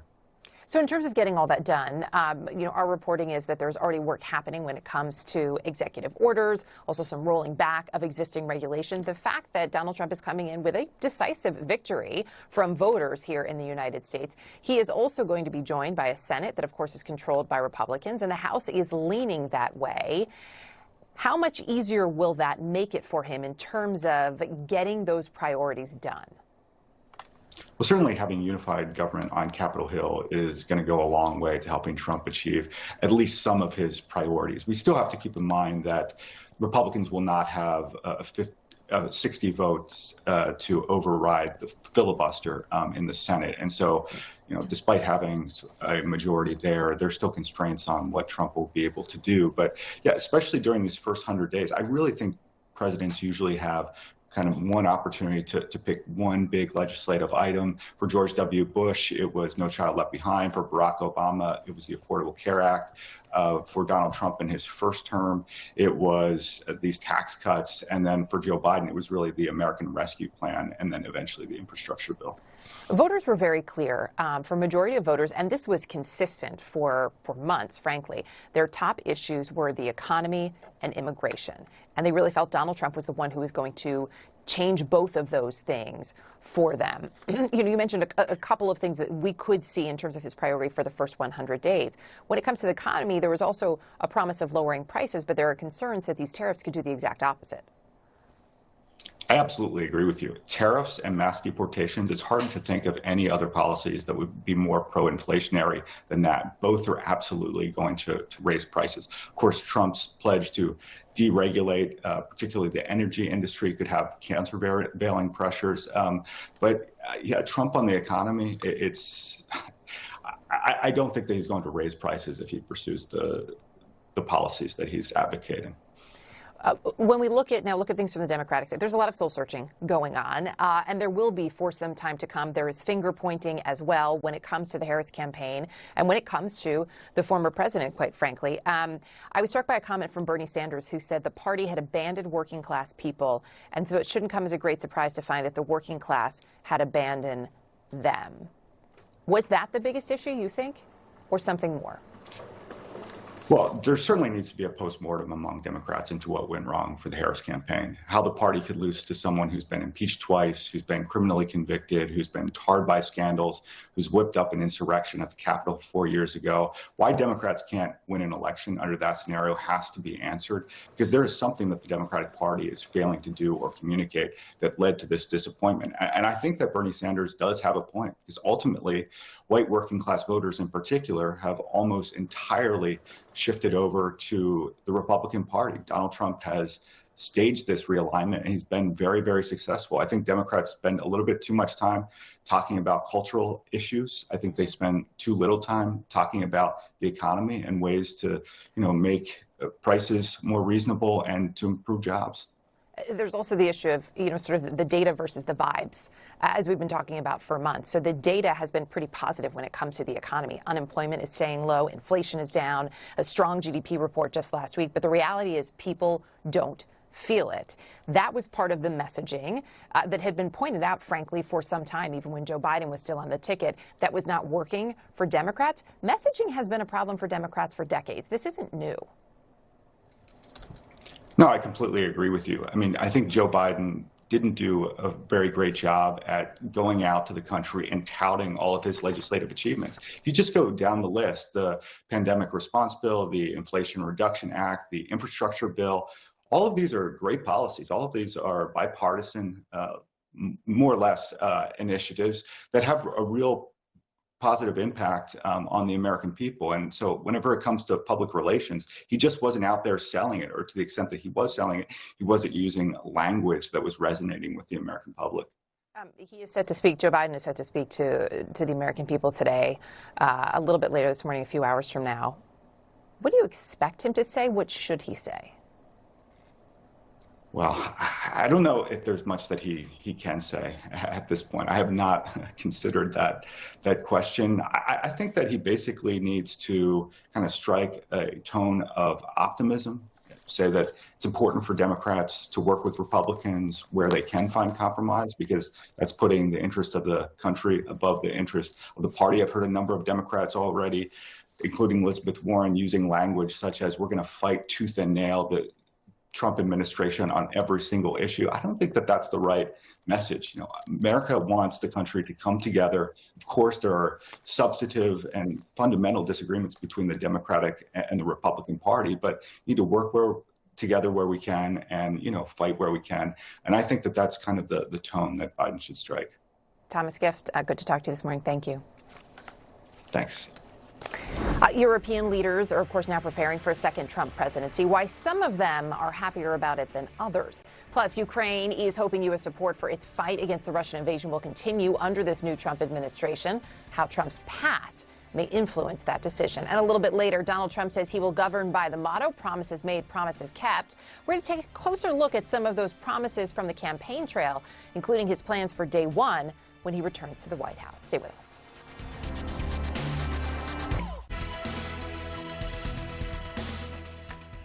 European leaders know how tricky it will be to have a stable relationship with the United States with Donald Trump at the helm. So as they congratulate Trump, they are also emphasizing the existing bonds between the U.S. and their respective countries. European Commission President Ursula von der Leyen saying, quote, the EU and the U.S. are more than just allies.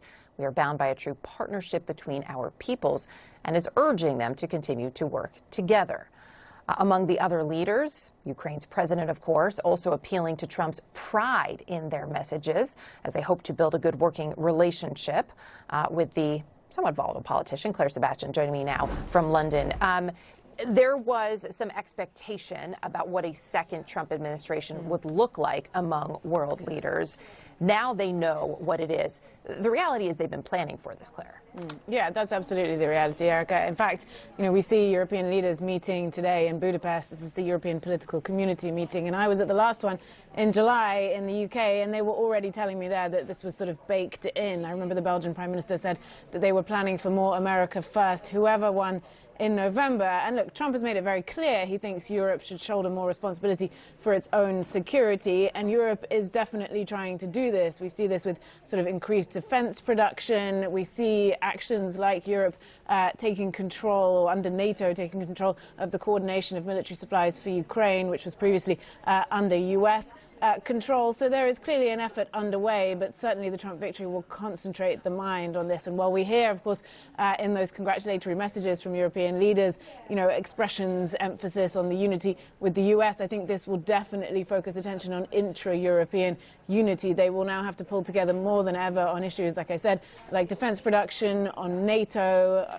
on support for Ukraine when it comes to institutions like NATO and the EU. So this really a critical moment for these leaders. It's interesting this meeting today is in Budapest, though, because, of course, Viktor Orban is very much the outlier here, very jubilant over the Trump victory. But in general, we see this as a very concentrated moment for European leaders, and some trepidation, of course, as to what will come. And specifically what will come in Ukraine. A lot of that concern obviously shouldered by President Zelensky and those in Ukraine. The reality is Donald Trump has claimed that he could end this war in 24 hours. There's also been reporting that part of that would likely include, from his view, some ceding of territory by Ukraine to Russia. What is the sense in Ukraine this morning about what this will mean? So it's a little nuanced, actually, Erica, because on the one hand, yes, the rhetoric that has been coming from the Trump campaign has been extremely concerning to Ukraine. You'll remember, of course, that Trump really stepped up his rhetoric when Zelensky was in the U.S. Around the UN General Assembly, calling him the greatest salesman on earth, how he comes to the U.S. And always goes back with $100 billion. But then again, if we look at the status quo under the Biden administration, which you can assume would have been continued if Kamala Harris had won, that is also not going very well for Ukraine. The sort of trickle of aid, the red lines that they've expressed, all of that has brought Ukraine to a point now where we see them facing what the commander-in-chief has described as the most powerful offensive from Russia yet. They are losing territory on the eastern front, and they are facing an exponential increase in aerial attacks affecting their cities. So going into winter now with a severely crippled energy grid, facing blackouts and all of that. So I think, look, this is an existential moment. They are very concerned. But you see President Zelensky coming out with this charm offensive, trying to appeal to President Trump. I think they are still hopeful that perhaps a new approach might at least be something to sort of grip onto in this moment. We will be watching it all. Claire Sebastian in London this morning. Thank you. In Israel, Benjamin Netanyahu is calling Trump's win a huge victory. According to the Prime Minister's office, he was among the first to call and congratulate Trump. The office releasing a statement saying the two agreed to work together for Israel's security. Netanyahu posting on social media, Trump's return to the White House offers, quote, a new beginning for America and a powerful recommitment to their alliance.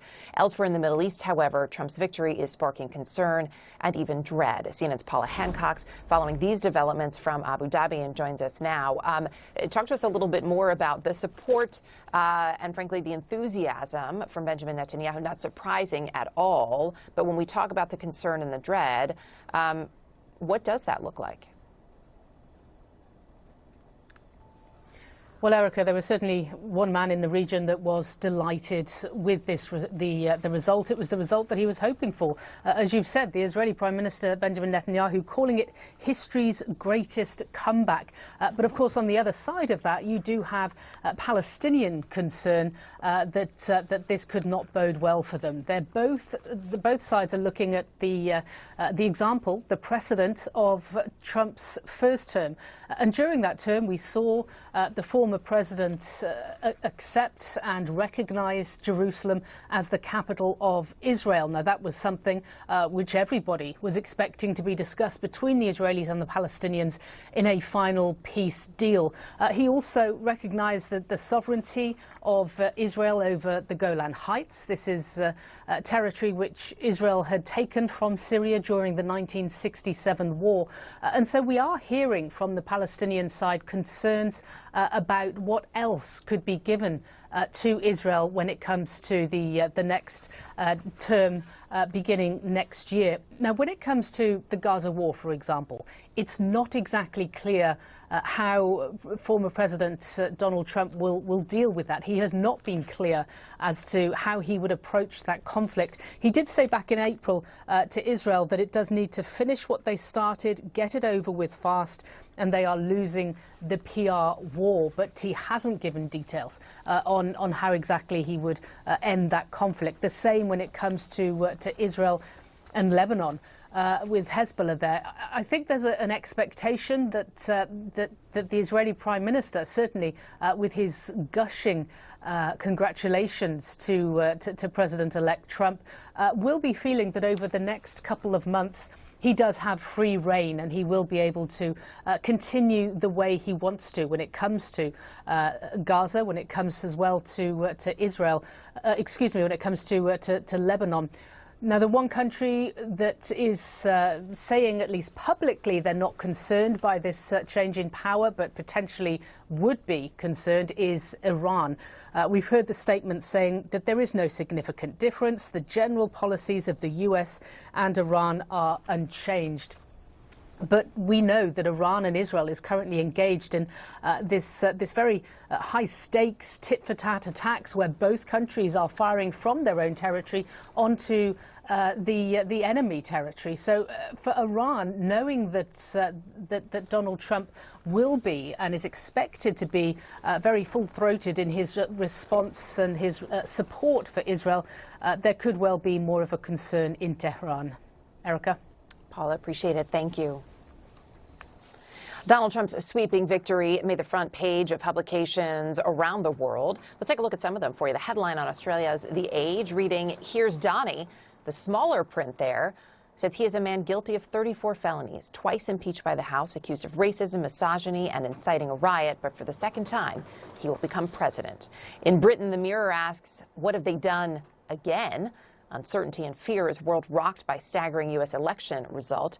And the Namibian shows Trump embracing and kissing the U.S. flag with the headline, "It's this man's world." Leaders from Asia also calling to congratulate Donald Trump, including China's Xi Jinping. The Chinese president says he hopes both countries can, quote, find the right way to get along in the new era.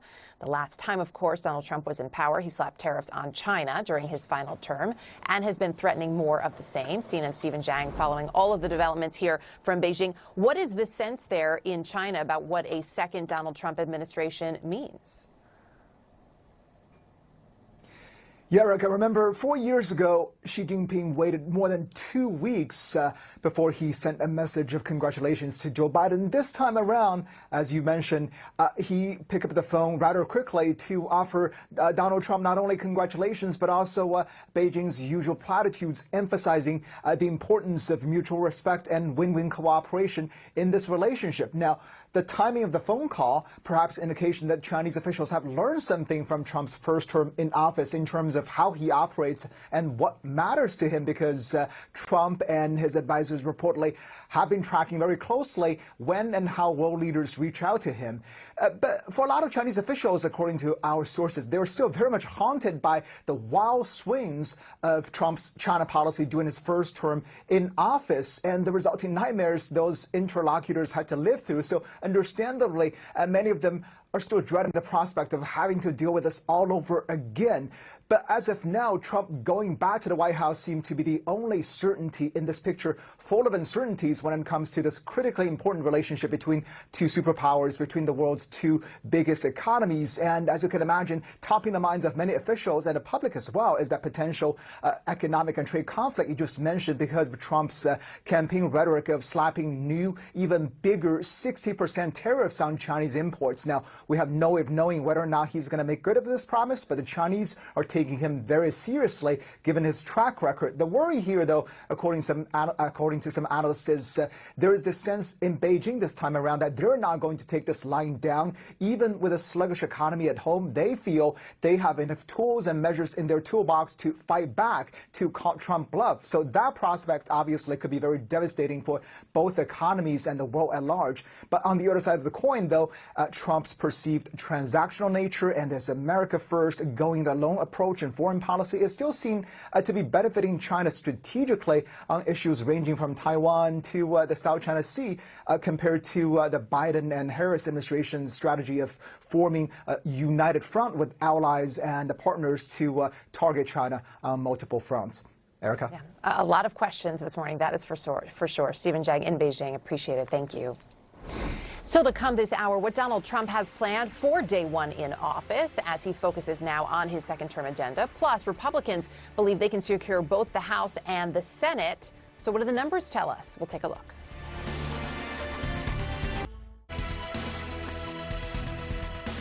Welcome back to CNN Newsroom. I'm America Hill in New York. Vice President Kamala Harris says she is committed to a peaceful transfer of power after conceding the election to Donald Trump. In her concession speech on Wednesday, Harris did something her opponent, of course, refused to do after the 2020 election. She accepted the results. She said she had spoken with Donald Trump and congratulated him on his victory. The president-elect, meantime, celebrating his victory with supporters. We overcame obstacles that nobody thought possible, and it is now clear that we've achieved the most incredible political thing. Look what happened. Is this crazy?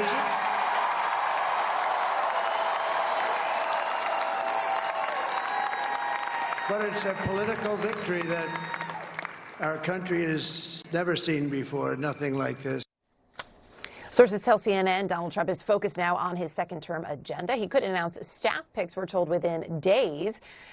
We are also told that he has prepared a raft of executive orders and also efforts to reverse regulation for his first day in the White House. Let's bring you more now on Vice President Kamala Harris's concession speech. Here's Jeff Zeleny. Vice President Kamala Harris delivering a concession speech a day after losing a landslide election to former President Donald Trump. After a day of phone calls, including speaking with Mr. Trump and President Biden, she delivered a speech at Howard University addressing her supporters. While I concede this election, I do not concede the fight that fueled this campaign.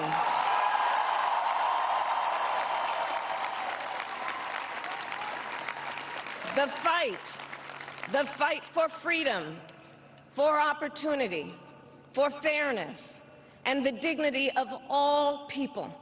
A fight for the ideals at the heart of our nation, the ideals that reflect America at our best. That is a fight I will never give up. Harris saying it's a fight she will not give up, but the question is how she will proceed. She has 75 more days in the office of vice president, so of course that gives her time to really focus on her day job as well as think about what is next. For all the recriminations that Democrats will be doing, poring over these election results, too much focus on abortion rights, perhaps not enough focus on the actual economy. Did President Biden stay in the race too long? On Thursday, President Biden will address the nation in the Rose Garden, of course, speaking to many of these. But it was Harris who talked to young supporters and others about what they should do going forward. To the young people who are watching, it is okay to feel sad and disappointed, but please know it's going to be okay. On the campaign, I would often say, when we fight, we win. But here's the thing. Sometimes the fight takes a while. That doesn't mean we won't win. Now, Harris did pledge to help President-elect Trump through his transition, saying that she and her supporters will ensure a peaceful transition of power. Of course, that did not happen 4 years ago. There is no doubt the Democratic Party is in a soul-searching period. The question, what role does Harris have to play in that? Those answers will come in the future weeks. Jeff Zeleny, CNN, Washington. Well, Donald Trump has told supporters he plans to govern by a simple motto, promises made, promises kept. So what are some of those promises made during the campaign? Let's take a look at some of them now, including ones dealing with ending the war in Ukraine before he's even sworn in. That is a war that's dying to be settled. I will get it settled before I even become president. If I win, when I'm president-elect, and what I'll do is I'll speak to one, I'll speak to the other, I'll get them together. That war would have never happened. On day one of my new administration, I will seal the border, stop the invasion of people pouring through our border, and send Joe Biden's illegal aliens back home where they belong. Now the Washington Post is saying that you're talking about 60% tariffs on Chinese goods. Is that in the cards? No, I would say maybe it's going to be more than that. Among the other promises for his second term, Donald Trump has vowed to carry out mass deportations, impose across-the-board tariffs, assert presidential control over the U.S. Justice Department, purge federal employees he deems as being disloyal, and has also said he plans to reshape federal health agencies, cut climate regulations, as you heard, and the war in Ukraine. He's also said he will pardon the January 6 rioters and overhaul what's known as Title IX. It's a federal civil rights law that protects against discrimination based on sex and gender.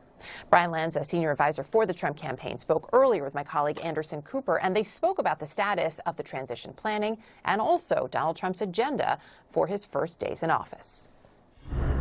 We're excited to have so many people excited to be part of this administration and unifying the country. So I think what you're going to see from this transition, is going to be a unified front. And, President Trump and Kamala Harris spoke a little bit earlier. It was a very gracious phone call that the vice president gave, and the president was very clear. She thought she ran a strong campaign, and she was very tenacious in the process.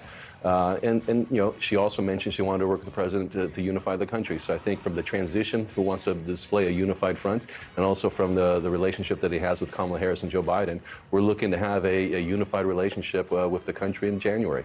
Let's be clear, Anderson, it's not a legal requirement for the campaign or the transition to sign anything with the government. We're working on cooperating in unison to make sure we cross the necessary thresholds so that our people can be briefed properly with national security background information, and so that we can hit the ground running. But let's be clear, it is not a legal requirement to sign a memorandum of understanding with the government for this transition. What we expect to see for the first 100 days is people focused on affordability. The American people want to do something with respect to affordability. They've been wiped out. They've suffered tremendously through the policies of the previous administration, and we're going to focus on that. We're also going to focus on securing the border. That's very common sense to the common people. Once we understand how step one moves forward, we'll move to the next layer. But let's be clear to the American people, we are going to deport illegal aliens who've broken our laws and who've been violent to our people. Well, when it comes to those key Senate races across the country, results are still coming in. CNN, though, can project Republicans will take the majority in the Senate with at least 52 seats. They've been locked out of majority since 2021. That accomplishment isn't lost on Senate Minority Leader Mitch McConnell, who says he always wanted to pass the majority on to his successor. Candidate quality is essential. Absolutely essential. And I think we had the best candidates everywhere. As for control of the House, that is still up in the air at this hour. Lawmakers, though, including the current House Speaker, Mike Johnson, insist they do not believe they're in any danger and believe that they will hold on to the majority. Important to note, it could be days, possibly even weeks, before those final results are known. Donald Trump is now the first convicted felon to ever be elected president in the United States. And that's a tricky situation, not just for Trump himself, but also for the country. He's actually awaiting sentencing in his New York hush money case and also facing, of course, a trial and charges in other state and federal cases. So where do those stand? Will they just go away? Here's CNN's Paula Reed. I've learned that Trump's legal team is going to try to get his upcoming sentencing in New York canceled. Historically, they've just tried to delay proceedings, but now they want this entire thing to be nixed. They are going to argue to the judge that Trump, as president-elect, is entitled to the same protections as a sitting president and that he should be protected from any action by a state prosecutor. The judge in that case has given himself until November 12th to decide if the Supreme Court's immunity ruling from this summer should mean that this entire conviction is tossed. If he decides that it should be tossed, obviously the sentencing wouldn't happen. But Trump's lawyers, again, they want to get that sentencing canceled. There's also good news for Trump's legal team on the federal front. The two federal cases their client is facing, we have learned that Jack Smith, the special counsel who brought both of those cases, is talking to leaders at the Justice Department, including the Attorney General, about how to wind down those cases. Now, they're looking at internal Justice Department guidance about how sitting presidents cannot be prosecuted or indicted, trying to figure out how does that apply to a president-elect. It is expected these conversations will go on for several days, but at this point, it does not appear that the president would need to fire Jack Smith or have his Justice Department fire Jack Smith. These cases will likely be resolved before he returns to the White House. Paula Reed, CNN, Washington. Still ahead here, how Donald Trump's victory in Tuesday's election made billionaire Elon Musk billions richer. Plus, Wall Street celebrating a quick and decisive outcome in the U.S. election. Investors sending stocks to new record highs. A closer look at the economics of a second Trump era next. U.S. stocks soaring to record highs on Wednesday following Donald Trump's victory. The markets boosted mainly by the fact that the election was decided relatively quickly, as investors, of course, were hoping for some certainty. Clarity there. The Dow, the S&P 500, and the Nasdaq all reaching new highs. The Dow, for its part, surged more than 1,500 points, more than 3.5%. The S&P up by 2.5%, and the tech-heavy Nasdaq closed in trading nearly 3% higher. That record day on Wall Street comes despite warnings from a number of economists that many of Donald Trump's policies could increase inflation and America's budget deficit. So how could the economy change? What might it look like once Trump is, in fact, back in the White House? Well, let's think about what the things are that he has promised to do. The president-elect has said he will impose a tariff on all goods coming into the U.S., as well as steeper tariffs on imports, specifically from China and Mexico. Economists say measures like that, though, would likely raise prices for the average American as they are passed on. Here's CNN's Vanessa Yurkevich. Imagine everything you buy that comes from outside the U.S., like wine, cheese, and laptops, get more expensive. Well, that's what economists say would happen under former President Trump's tariff proposal. A tariff is basically a tax on products, and Trump wants to put them on everything that comes into the U.S. That's $3 trillion worth of goods a year. In order to cover the higher tariffs, companies will have to raise prices, and that cost ultimately gets passed down to you, the consumer. So here's his plan: a 60% tariff on Chinese imports and up to 20% on imports from other countries. Trump says it will protect working-class jobs and punish countries making goods with cheap labor in unsafe conditions. The self-proclaimed tariff man is hoping the tariffs will incentivize Americans to buy more made-in-America products, and the tariffs could, in theory, raise trillions of dollars to help fund tax cuts. But economists at Goldman Sachs warn the tariffs could backfire, instead raising prices on American families, killing jobs, and setting off another trade war. Countries could then retaliate, putting their own tariffs on U.S. goods that they buy. The cost to the average American family, by one estimate, more than $2,600 per year. And our thanks to Vanessa Yurkevich for that. Joining us from Los Angeles, Ryan Patel, who's Senior Fellow at the Drucker School of Management at Claremont Graduate University. Nice to see you this morning, Ryan. So as we look at this, there's been a lot made about these tariffs because this was such a big part of Donald Trump's push out there on the campaign trail. Walk us through $2,600 a year, as we just heard from Vanessa. That's a lot, especially for many Americans who are already struggling with higher costs. What do you see happening? Yeah, I think in the short term, it will help a little bit for the consumer, but at the long term, it's going to be the price index that's going to be able to do it. Sorry, I got some feedback. But I think one of the things when it comes to the tariffs that people don't see is that companies will pass it down to the consumer for sure. So in terms of passing that down to the consumer, we know that for the majority of voters, the economy was one of their top issues. That was consistent of what we heard over a span of months. The data may be pretty positive right now in the country, but we know that people don't feel it. Donald Trump has also said he will lower prices. What could he do in his first 100 days in office to make that happen? Well, in the short term, he's got to be able to have that ability to have some quick wins. I mean, he must do that if his team, when it comes to the job market being strong.